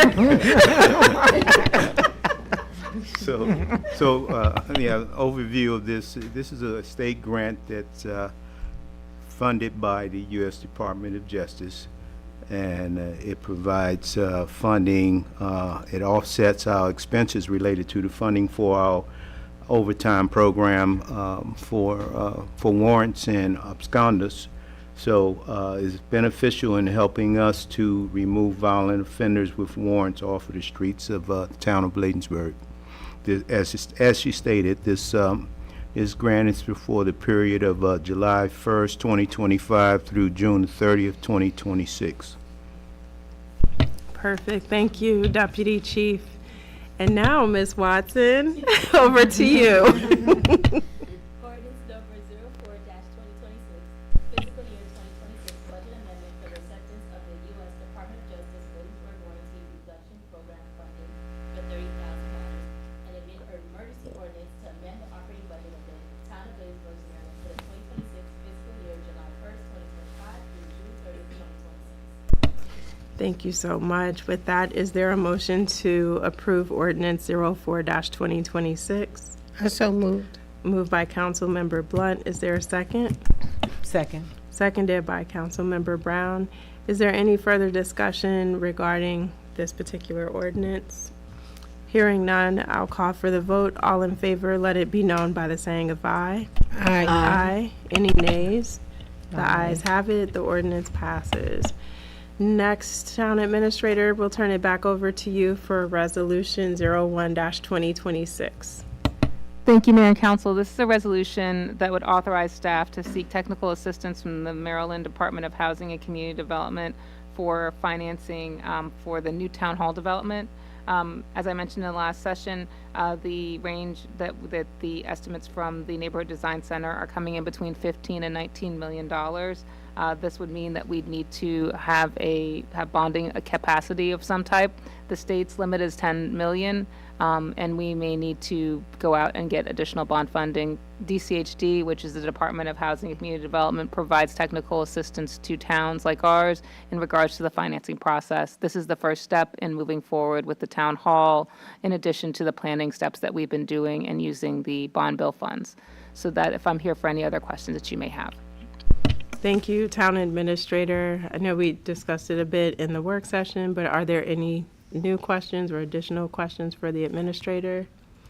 All right, hearing none, is there a motion to approve Resolution 01-2026? So move. Moved by Councilmember McBride. Is there a second? A second. Seconded by Councilmember Blunt. We'll now call for discussion regarding the resolution. All right, hearing none, all in favor, let it be known by the saying of aye. Aye. Any nays? The ayes have it. Thank you so much. And again, thank you to the staff for moving this particular project forward. It's definitely appreciated. Next, we have contract approval regarding an agreement with Osprey Development, LLC. Town Administrator, will turn it over to you. This is an agreement with Osprey, which would allow the town attorney to negotiate on our behalf a similar agreement that Osprey has with the county. Osprey in the last session provided you an overview of the development itself, but what they're looking for is a set of property taxes over the next 20, 30 years. And that has been, we've been working on that with them for a while with the town attorney. She's just trying to determine whether or not how we can write it up legally for them, because the state has mechanisms for counties to be able to offer those tax incentives, but it's a different way for us to set our tax rate. So that's what they've been negotiating, and what the council would be approving today is authorization for the mayor and myself to enter into an agreement with Osprey as we move forward, and because of the fact that we wanted to make sure that you got an update on the development itself. This is a tax incentive project. This is for low to mod income individuals, and it is made for working families to. It is income cap for working families to be able to move into these units. So those are I don't think Mr. Clark provided that information, but I am here to answer any of that information for you. But we did go through an overview of what the development looks like. But that is what the agreement itself is regarding. Are there any questions for the town administrator regarding the agreement with Osprey Development? Yes, Mayor, real quick. I think, and as you said, we did a lot in our discussion in our work session, but to also let residents know who weren't able to attend that they will also have their own trash removal, snow removal, and police. No, security Oh, system. They have a security Okay. system, so yeah, that's, Look. yeah, there's no No. police, but we don't have to provide snow and trash for them, which is good, but and so that's actually, those will all be delineated in that agreement as well. Yeah, and the financing for them is important because of the fact that they are relying on these tax credits from the state and the county to help them with this project to be workforce housing. And so they want to make sure that they can cap those rents to make sure that they meet the needs of a specific demographic. So I'm definitely happy to support them in that regard. And so with that, is there a motion to approve agreement, entering an agreement with Osprey Development? I so moved. Moved by Councilmember Blunt. Is there a second? A second. Seconded by Councilmember McBride. Any discussion regarding the contract approval? Hearing none, I'll call for the vote. All in favor, let it be known by the saying of aye. Aye. Aye. Aye. Any nays? The ayes have it. Mayor, The agreement is approved. my apologies. And for the for the public, will we also publish the timelines? Because I saw the timelines when it was discussed earlier. We had the timelines so that residents will know the timelines. Yeah, so they did start construction in June of this year. They did note they anticipate having the first rental units available in June of 2026, with the final units being available in August of 2026. And I did think it was important, which is why I mentioned it to Mr. Clark, that we have some sort of ribbon cutting or something to signal to the community that the town is supporting this project, encouraging people to move in there and partnering with them, inviting our county and state officials as well at the appropriate time. So hopefully that can be in June before they have people moving in. But it is significant, yes. Next on the agenda is the budgeting software contract approval. So back over to our administrator and treasurer. Yes, this is myself and Mr. Tonelli. Mr. Tonelli is going to provide you a brief overview of what the budgeting software how it can change his life. Mr. Tonelli.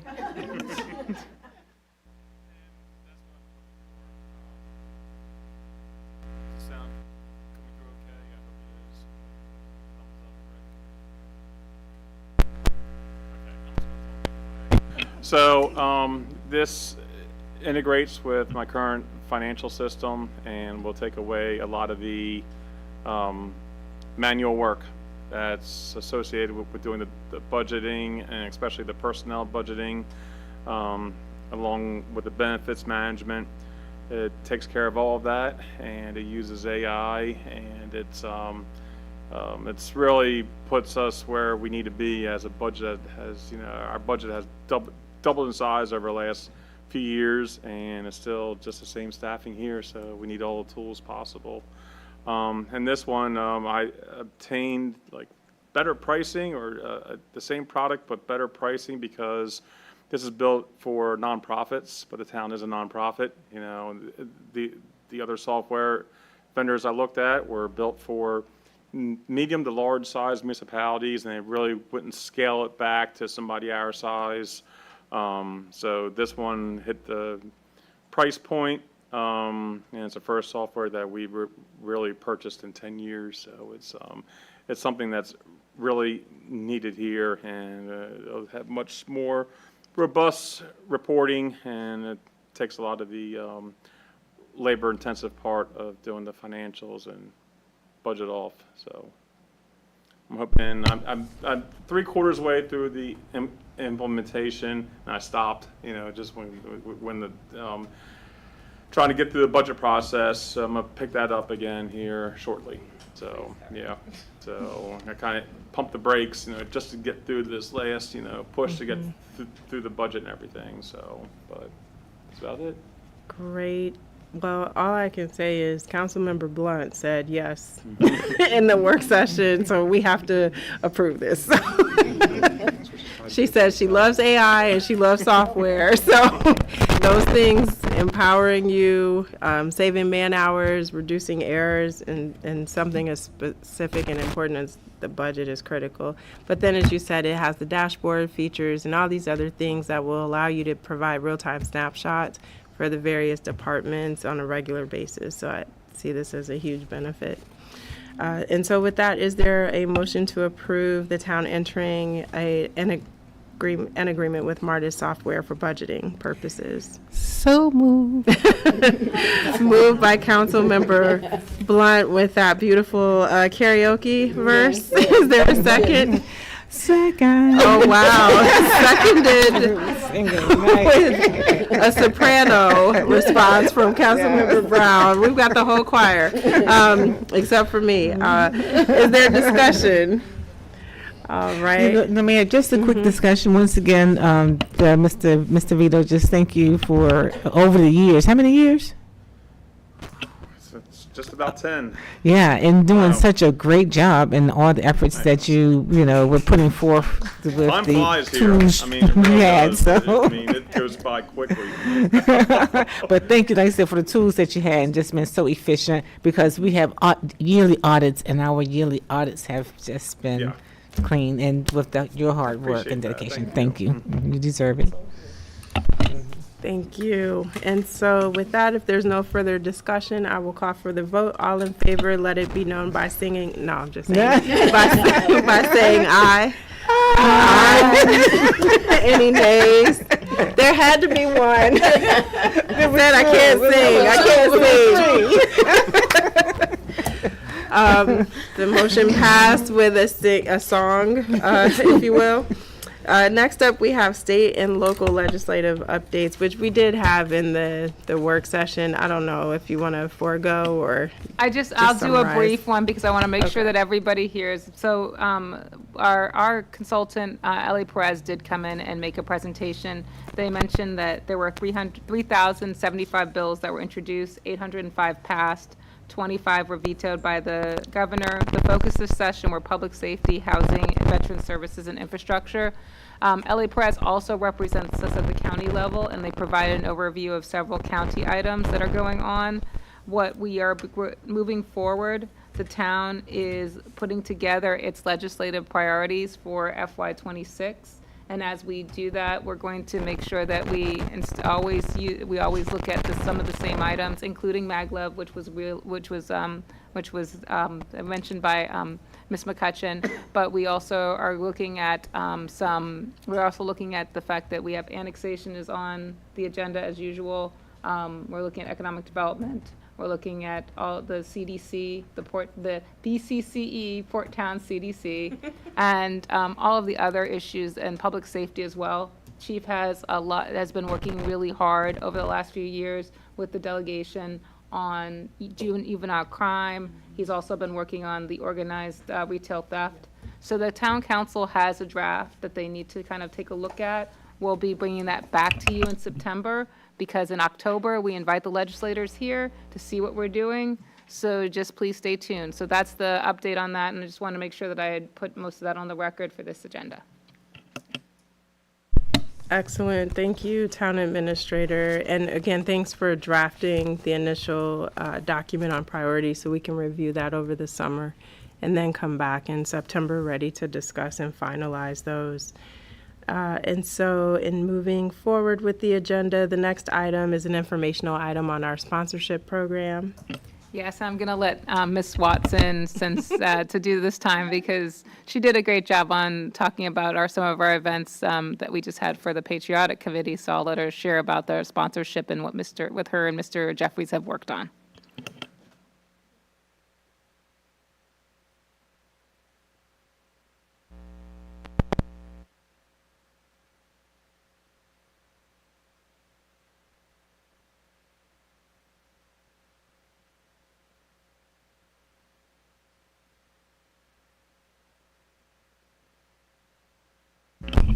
right now. 'Cause I think when Better now? Yeah, when I turn on Sorry. mine, it works. Mine, when I turn mine on, it works for you guys. I don't know why. Oh, okay. That's new. So again, in front of you is a brochure to assist the town, basically to partner up with any businesses or sponsors who would like to join the town in helping to sponsor town events and help us to expand programming here in the town of Bladensburg.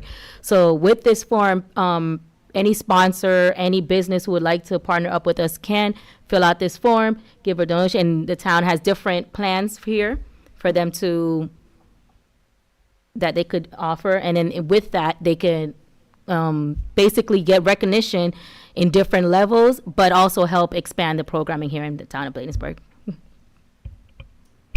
Excellent. Again, thank you, and special thanks to Mr. Jeffries, too, for putting this together to really help realize what the council said we wanted, which is to look at ways to save our budget and bring in sponsorship dollars so we don't have to cut our programming. So I think this looks fantastic. And from the work session comments, you can see the council shared some very positive comments about it as well. So please let Mr. Jeffries know we appreciate his work. Definitely, definitely.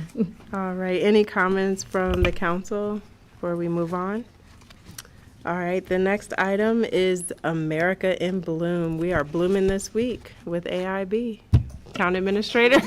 Yes, we are. Bladensburg is in bloom. On the July 17th and 18th, we will have our review committee here. It's very interesting because we got into this because Mr. Barnes from Edmonston is the president of American Bloom. I don't know if everybody knows that, but I would like to give a shout out to my fellow town manager, Rod Barnes. He's actually they're actually doing the other two port towns, both Colmar Manor and Cottage City, Edmonston, and Colmar Manor are doing theirs the week after ours. So we're all in bloom. The port towns are in bloom in the next couple of weeks.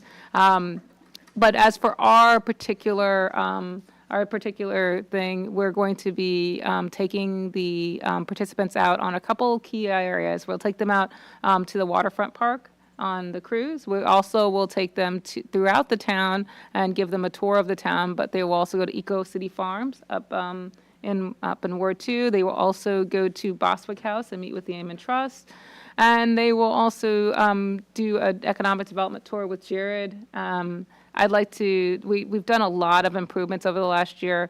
I'm sorry that Mr. Hall is not here because I was going to let him actually do the whole conversation on this because he's done a lot of work on our signage, on and putting in a lot of new areas of green throughout the town. So I think that we have a lot to be proud of, and we have a lot of work to do. Last year, he attended America in Bloom with Mr. Jeffries, and they really had a good time in Ohio. And I think the new one is, I don't know where the new one is, but I'm hopefully sending one of them at least to this one so they can get, but they really felt renewed after they came back. I've seen a big difference in staff from going to this particular professional development opportunity, and also from the standpoint, a lot of in-town pride. We've done more trainings on different types of public work techniques over the last year, and we've actually had a lot of tree cutting, tree pruning and things like that. And we also became a tree city this year. So I just think that we've had a lot to be proud of, and this is a good way for us to shine. So thank you for that, for giving me these few minutes to kind of talk about American Bloom. Thank you, Town Administrator. And for the public who's watching at home and may not recall from last year, America in Bloom is a nationwide initiative that promotes beautification, community involvement, and environmental enhancement by using flowers, plants, trees, and various lifestyle improvements. They also seek for communities to enhance their physical beauty and foster a sense of community pride and environmental stewardship and inclusivity. So this is a huge effort that our staff has undertaken to help the town be more sustainable, to improve beautification across the community, and we hope you're seeing the fruits of their labor with that regard. The one thing I'm going to say is hopefully next year we can get some more points by becoming a bee city. So at MML, a couple of the communities I saw, they were actually bee cities and had some things around there. So Tree City this year, folks. Next year, bee city. Yeah, I think we could do something with that, right? Promoting it in the schools, get the little bee costume and encourage the kids to foster. Councilmember Blunt is like, absolutely not. Like, we need that honey. But we look forward to meeting the judges from AIB in town this week. And I will say, if you can do the boat ride, Councilmember McBride and I did that with the judges or the assessors last year. It was just a nice, relaxing way to just talk to them about our community, give them more information, because sometimes they come and see, and while they get staff perspectives, it's really nice if they can hear from us and get our perspectives on the town and the future of it. So if you can make the boat ride, please take the time to do that. And let's see, next up, Town Administrator, back to you on the 250th anniversary update. Yeah, this is going to be a tag team with the mayor. So what we wanted to do is provide a quick update since it's July of 2025 and the anniversary of our nation is in July of 2026. What we've been doing is working with the county, different county agencies, ATHA, which is the Anacostia Trail and Heritage Association, I think so, and Megan Bacco. We've been working with them on their monthly meetings in celebration of this. We also we did receive a $500 grant for state funding for the educational program, which the mayor is going to talk about. We are also going to be working through trying to make sure we can get some money for a special event in 2026, which we applied for a couple months ago. So those are the funding opportunities with the state. And we just want to make sure that everyone knows about the 250th anniversary. It's going to actually be a big deal, a big deal for the for next year, the next couple of months. So let's get excited about 2026 and the nation's 250th anniversary. Absolutely. And we did talk about it too in terms of just making sure the council is aware of the meeting. So if you can join and participate, we'd love to have your input. The big goal for me is getting the curriculum done for the Citizen Civics Academy. So stay tuned for more information about that. It'll be somewhere between a 4 to 6 week or 5 to 6 week course to help educate the community about their local government, give you the opportunity to ask questions. There are so many people in this community who probably have no idea we have a council, and things like that. I mean, they work, they go home and don't really engage. And so this is really an opportunity to take the government to the people and make them aware. And then potentially we can award them at the 250th to give more prominence and recognition to them with their certificates of completion in front of the entire community. So again, just look forward to getting our efforts underway there. Any comments or questions about that? Alrighty, next up, this is a tough one, guys. This is regarding approval of August 2025 council recess. We already have one person who insists on meeting in August. However, there are 3 of us who said no. So with that, is there a motion to go into August recess for the August 11th work session and council meeting? So moved. Moved by Councilmember Brown. We convinced her. Is there a second? Is there a second? Second. Seconded by Councilmember McBride. Any discussion? Hearing none, all in favor, let it be known by the saying of aye. Aye. Aye. Any nays? No nays. The motion passes unanimously. That's right. You two have birthdays in August. I don't think you want to meet. Yeah, absolutely. All right. We are now on to staff reports, beginning with, drum roll, Mr. Tonelli. First. I'm gonna find a hot mic. Is this one working? Hello? All right, I'm switching out.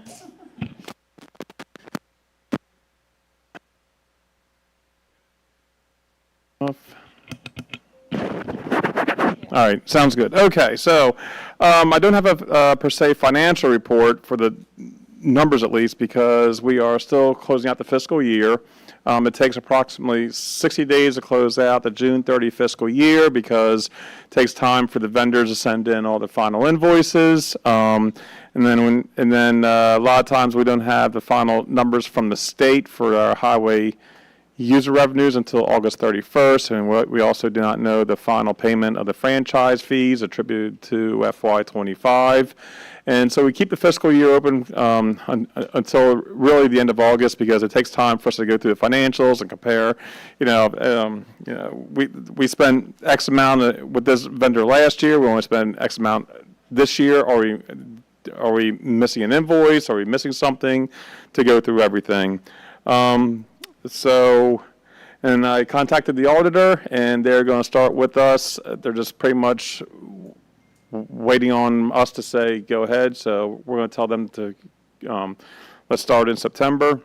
Now, this month or last month, we had a conferences, had the Government Finance Accounting Officer Association conference.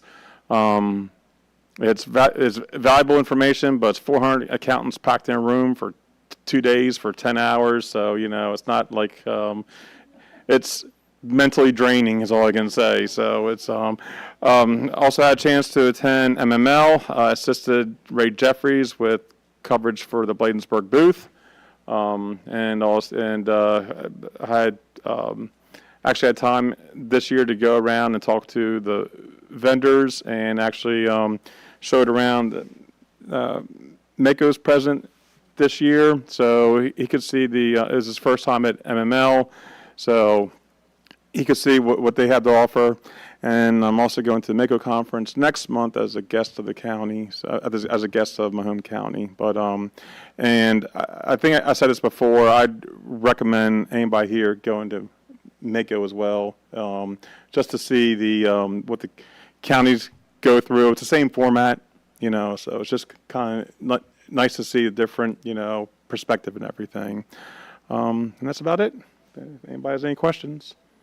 All right. Any questions for Mr. Tonelli, other than all of us wanting to sign up for that accounting class for 2 days, 10 hours? Sounds. 7 a.m. get a seat. Oh my goodness. Wow. All right. Well, thank you, Mr. Tonelli. Next, we'll move over to Major Dickerson for a public safety report. All right. The mic is working. It's a good thing. Good evening once again, Mayor and Council. The Bladensburg Police Department's monthly report has been completed and is posted on the town website. This report includes a lot of things, such as it highlights numerous community events that the police were involved in the month of June. It highlights calls for service and UCR Part 1 offenses as well. And in addition to that, it also has a code enforcement report. We're excited to announce some of the events that we have coming up in the next couple of weeks. Where the Community Action Team will be hosting a Junior Police Academy, and that academy will run from July the 28th through the 31st. It's deemed a 4-day summer camp where campers will be introduced to law enforcement patrol procedures, criminal investigations, and K-9 teams, and more. We'll have visitors there from different agencies that will bring Bearcats and emergency service teams and such, so we really think that the youth will enjoy this program. We're also excited about the up-and-coming National Night Out event, which is a big one for us every year. This will occur on August the 5th, right next door at the Harrington Park. Of course, there will be plenty of food and vendors and activities, and this event just gives us an opportunity to interact with the public, so we're really looking forward to that. That concludes my report. Thank you, Major Dickerson. And also for National Night Out, there's a rumor that you are going to be singing with Councilmember Brown and Councilmember Blunt. Is that true? So if I can just find out who put that rumor out, I think we have a warrant with their name on it. That grant is starting already with the overtime. Look at that. Councilmember McBride had a question or comment. Good evening. Chief Dickerson, I just wanted to thank the Bladensburg Police Department. You just had a graduation for the community policing and engagement with the citizens. That class was, well, I was in a part of 4, but this class at my building, you are the bomb. Yeah, that class went over very well. I mean, that's a phrase, but yes. The citizens really loved it class. They talked about everything that they learned. And I would advise any town residents to attend this class. I truly learned a lot that I did not know when I came here. Now, I can't lock you up, but I do understand. I have a better understanding of the law and the things that must take place. So I would advise the citizens to learn and appreciate where you live. Kudos to Bladensburg Police Department. Thank you for that great feedback. Chief Collington and the Bladensburg Police Department, we really look forward to hosting these citizen police academies for those very reasons. We believe that if we can share with them the hows and why we do what we do, and they have a better understanding of police operations, then they become better partners with the police department as we partner to help keep our community safe. So thank you for that feedback. Yes, sir.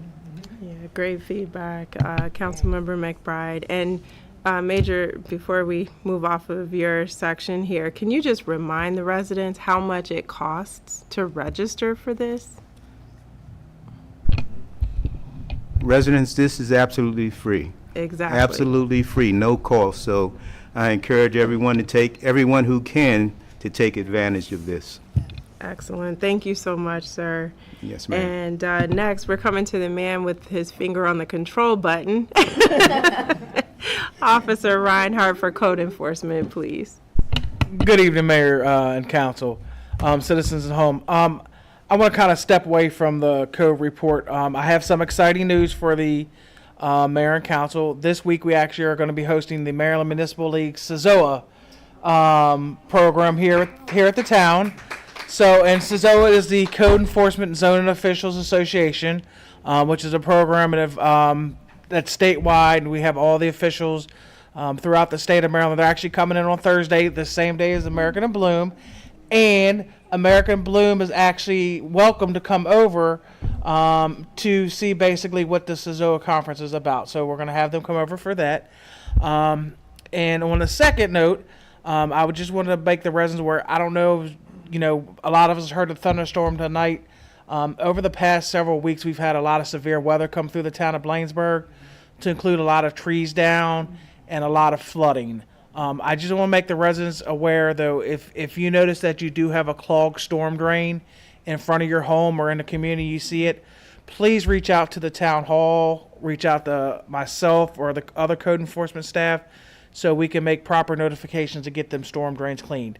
And if you can, if you have debris in front of your house, if you could sweep it up, especially any extra leaves laying around, sweep it up, because that does clog up our storm drains quite frequently and does cause, flooding downstream. Other than that, our code report is online. I just wanted to make you all aware we're very excited to be actually hosting the CZOA meeting.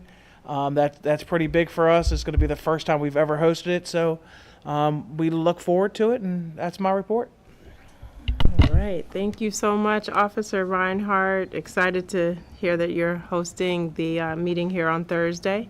Next, we'll turn it over to our town clerk, Ms. Watson. I'm going to be brief. I already talked about the other events, the Peace Cross and the Independence Day.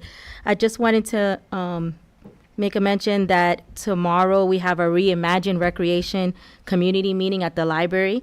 It's at 6 p.m., as well as our second meeting on July 22nd at the Bladensburg Community Center at 5:30 p.m.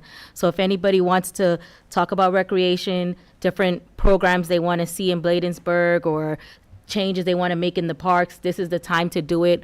And just come out there and give your opinion and things that you want to see, and just voice your opinion, because Park and Planning will be there with the town to help us to reimagine recreation in Bladensburg, and really this year, take a focus on different programs and activities for our children, youth, and our seniors in Bladensburg. So this is a very good opportunity. So please come out there. If you say you want to see something, you want to do something, you want things for your children, this is the time to tell us what it is. So we'll be there on the 15th and the 22nd. Other than that, I attended my first MML summer conference. It was amazing. It was so exciting to see and talk to all the different cities and all the networking. I mean, I did do the spring one, but the summer one is totally different. The classes are great, and it was just a good opportunity just to meet all the different municipalities and talk. And congratulations to our mayor for being president-elect, so it's exciting. So other than that, that's all I have. Thank you so much, and thank you for the push for people to come out tomorrow and on the 22nd. And thank you, Michelle, for connecting us to Park and Planning to put forth the ask. For the residents at home, we reached out to them and requested a meeting because we have so many kids that live in Bladensburg. And while there is currently programming at the community center, there are still kids this summer who don't have enough to do. And so we're just thankful to them that they want to partner with us. And really, the goal of these meetings is to get input from you as our residents to say what programs you want for your children. So we're trying to help you. So you got to come out and give us the information and tell us what programming you want to see in the community. So, and this is really specifically for the children, for youth programming. Sorry, seniors, but we got to get these kids busy so they're not idle and getting into trouble. We need them involved in more things, just as a prevention measure as well. So anyway, thank you, Regine, for helping to get that together. It's my recreation mind. I'm always thinking kids, seniors, adults. It's just my mind. Sorry. All good. And then I know Mr. Hall's not with us, but I believe he's got a written report for us, so we're covered there. So closing it down on staff reports, we'll turn it over to the town administrator. Mayor and council, I've spoken enough at this meeting, so what I will just say is that my report is submitted as it's part of the written report, and that, again, it kind of highlights everything that we talked about today. I kind of put it all on the agenda anyways. I put it all out there, so my stuff is the agenda every month to try to keep you up to date. I mean, I'm working on other things, but I think I provide you guys with individual updates in regards to the council on my weekly and all the grants that we're doing. But what maybe has not been on this agenda is the BCCE Port Towns CDC. That is a big priority for me right now. And what I'm trying to also work on with you all on this is that in September, you will make your appointments for that. So we'll need to decide who's the council member and who is the community representative.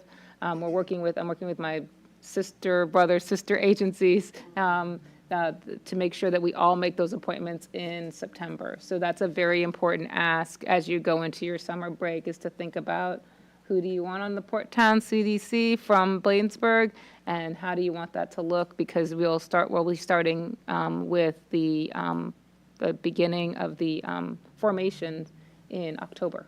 So it'll be up and going, and it's going to go fast. So thank you. Wonderful. Thank you, Town Administrator. And now we're into Mayor and Council reports. We have Councilmember Dixon, who's up first, but she could not be here, unfortunately, this evening. So next we'll go to Councilmember Trina Brown. All right. Thank you so very much. Good evening, residents, council, and staff. So I would like to say that the 4th of July, again, event was very, very nice, and I'm glad that there was collaborations from the other municipalities as well in port towns. So I think that was awesome.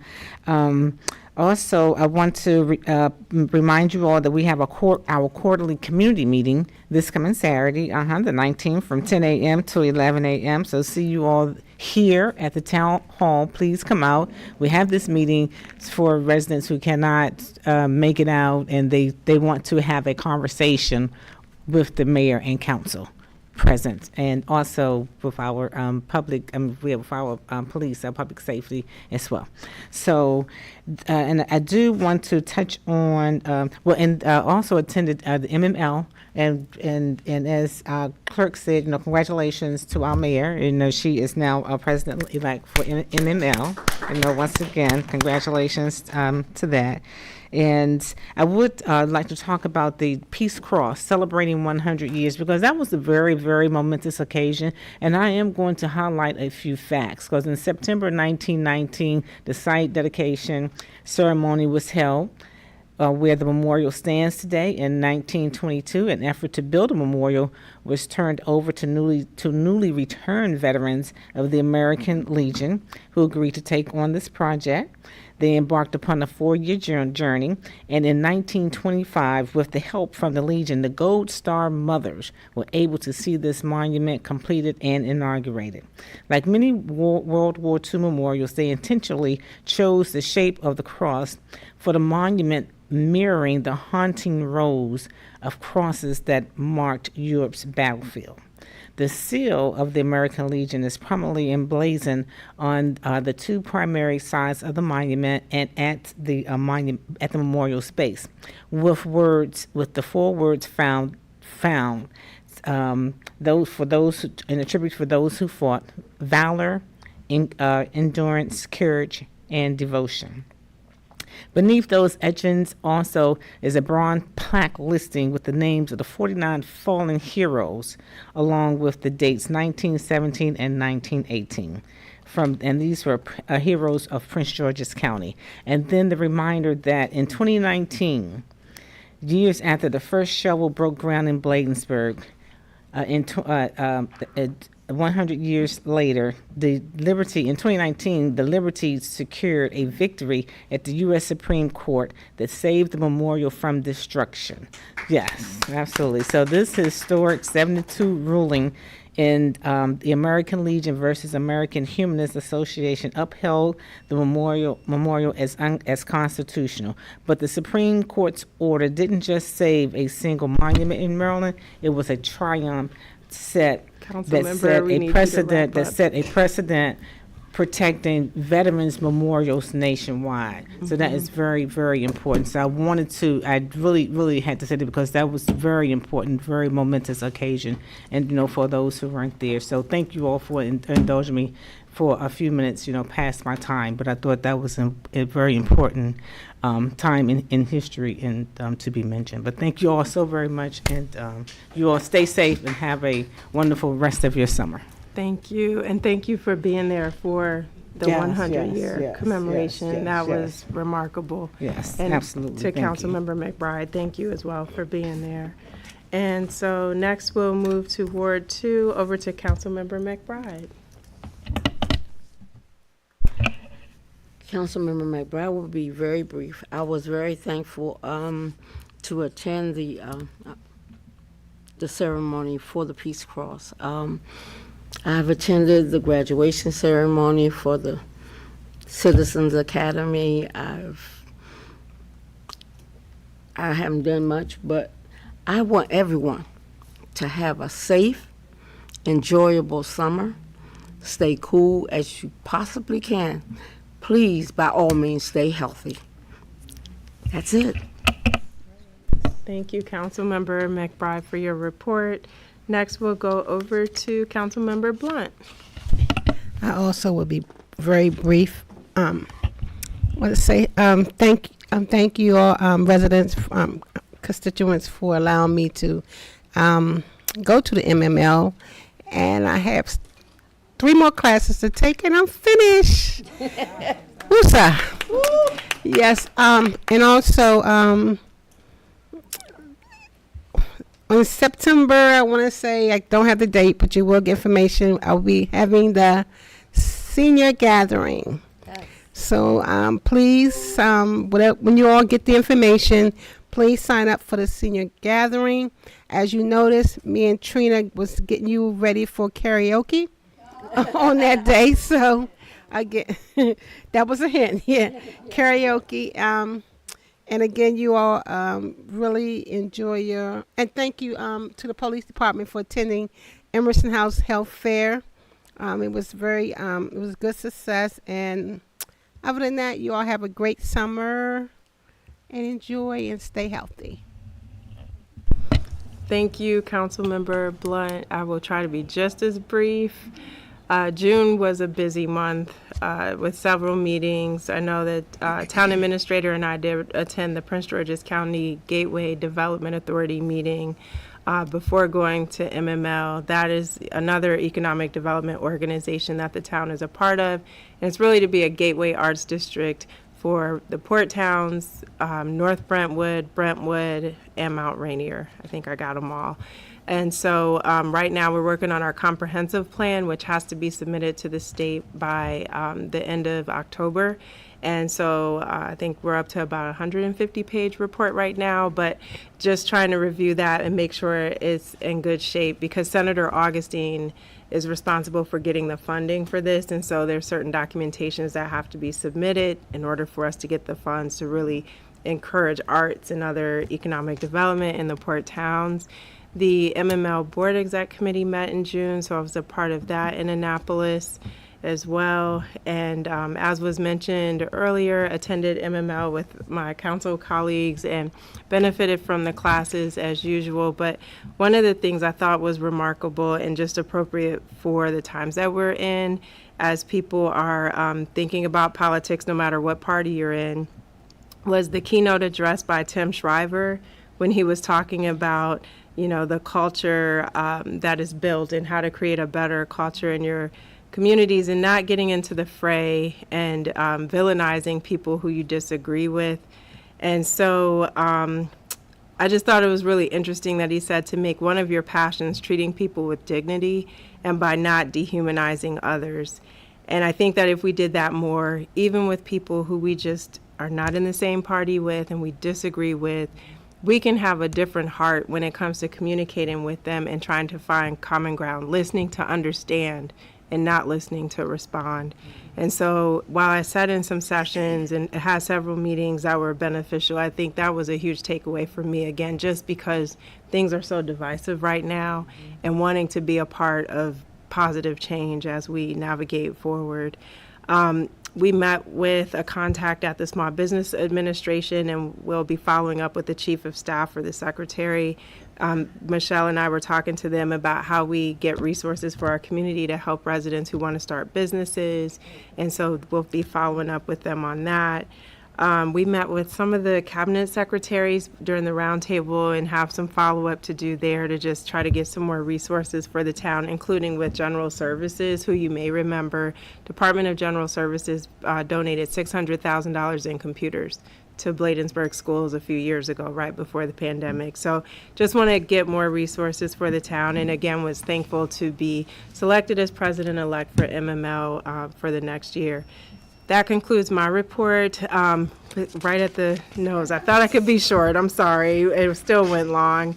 But that concludes all of the council reports for tonight. So at this time, I will call for adjournment. Is there a motion to adjourn? I so move. Moved by Councilmember Blunt. Is there a second? I second. Seconded by Councilmember McBride without singing. Any discussion before I call the vote? All in favor? Let it be known by the saying of aye. Aye. Any nays? The ayes have it. We're adjourned, and we'll see you in September. Good night and be safe. Good night.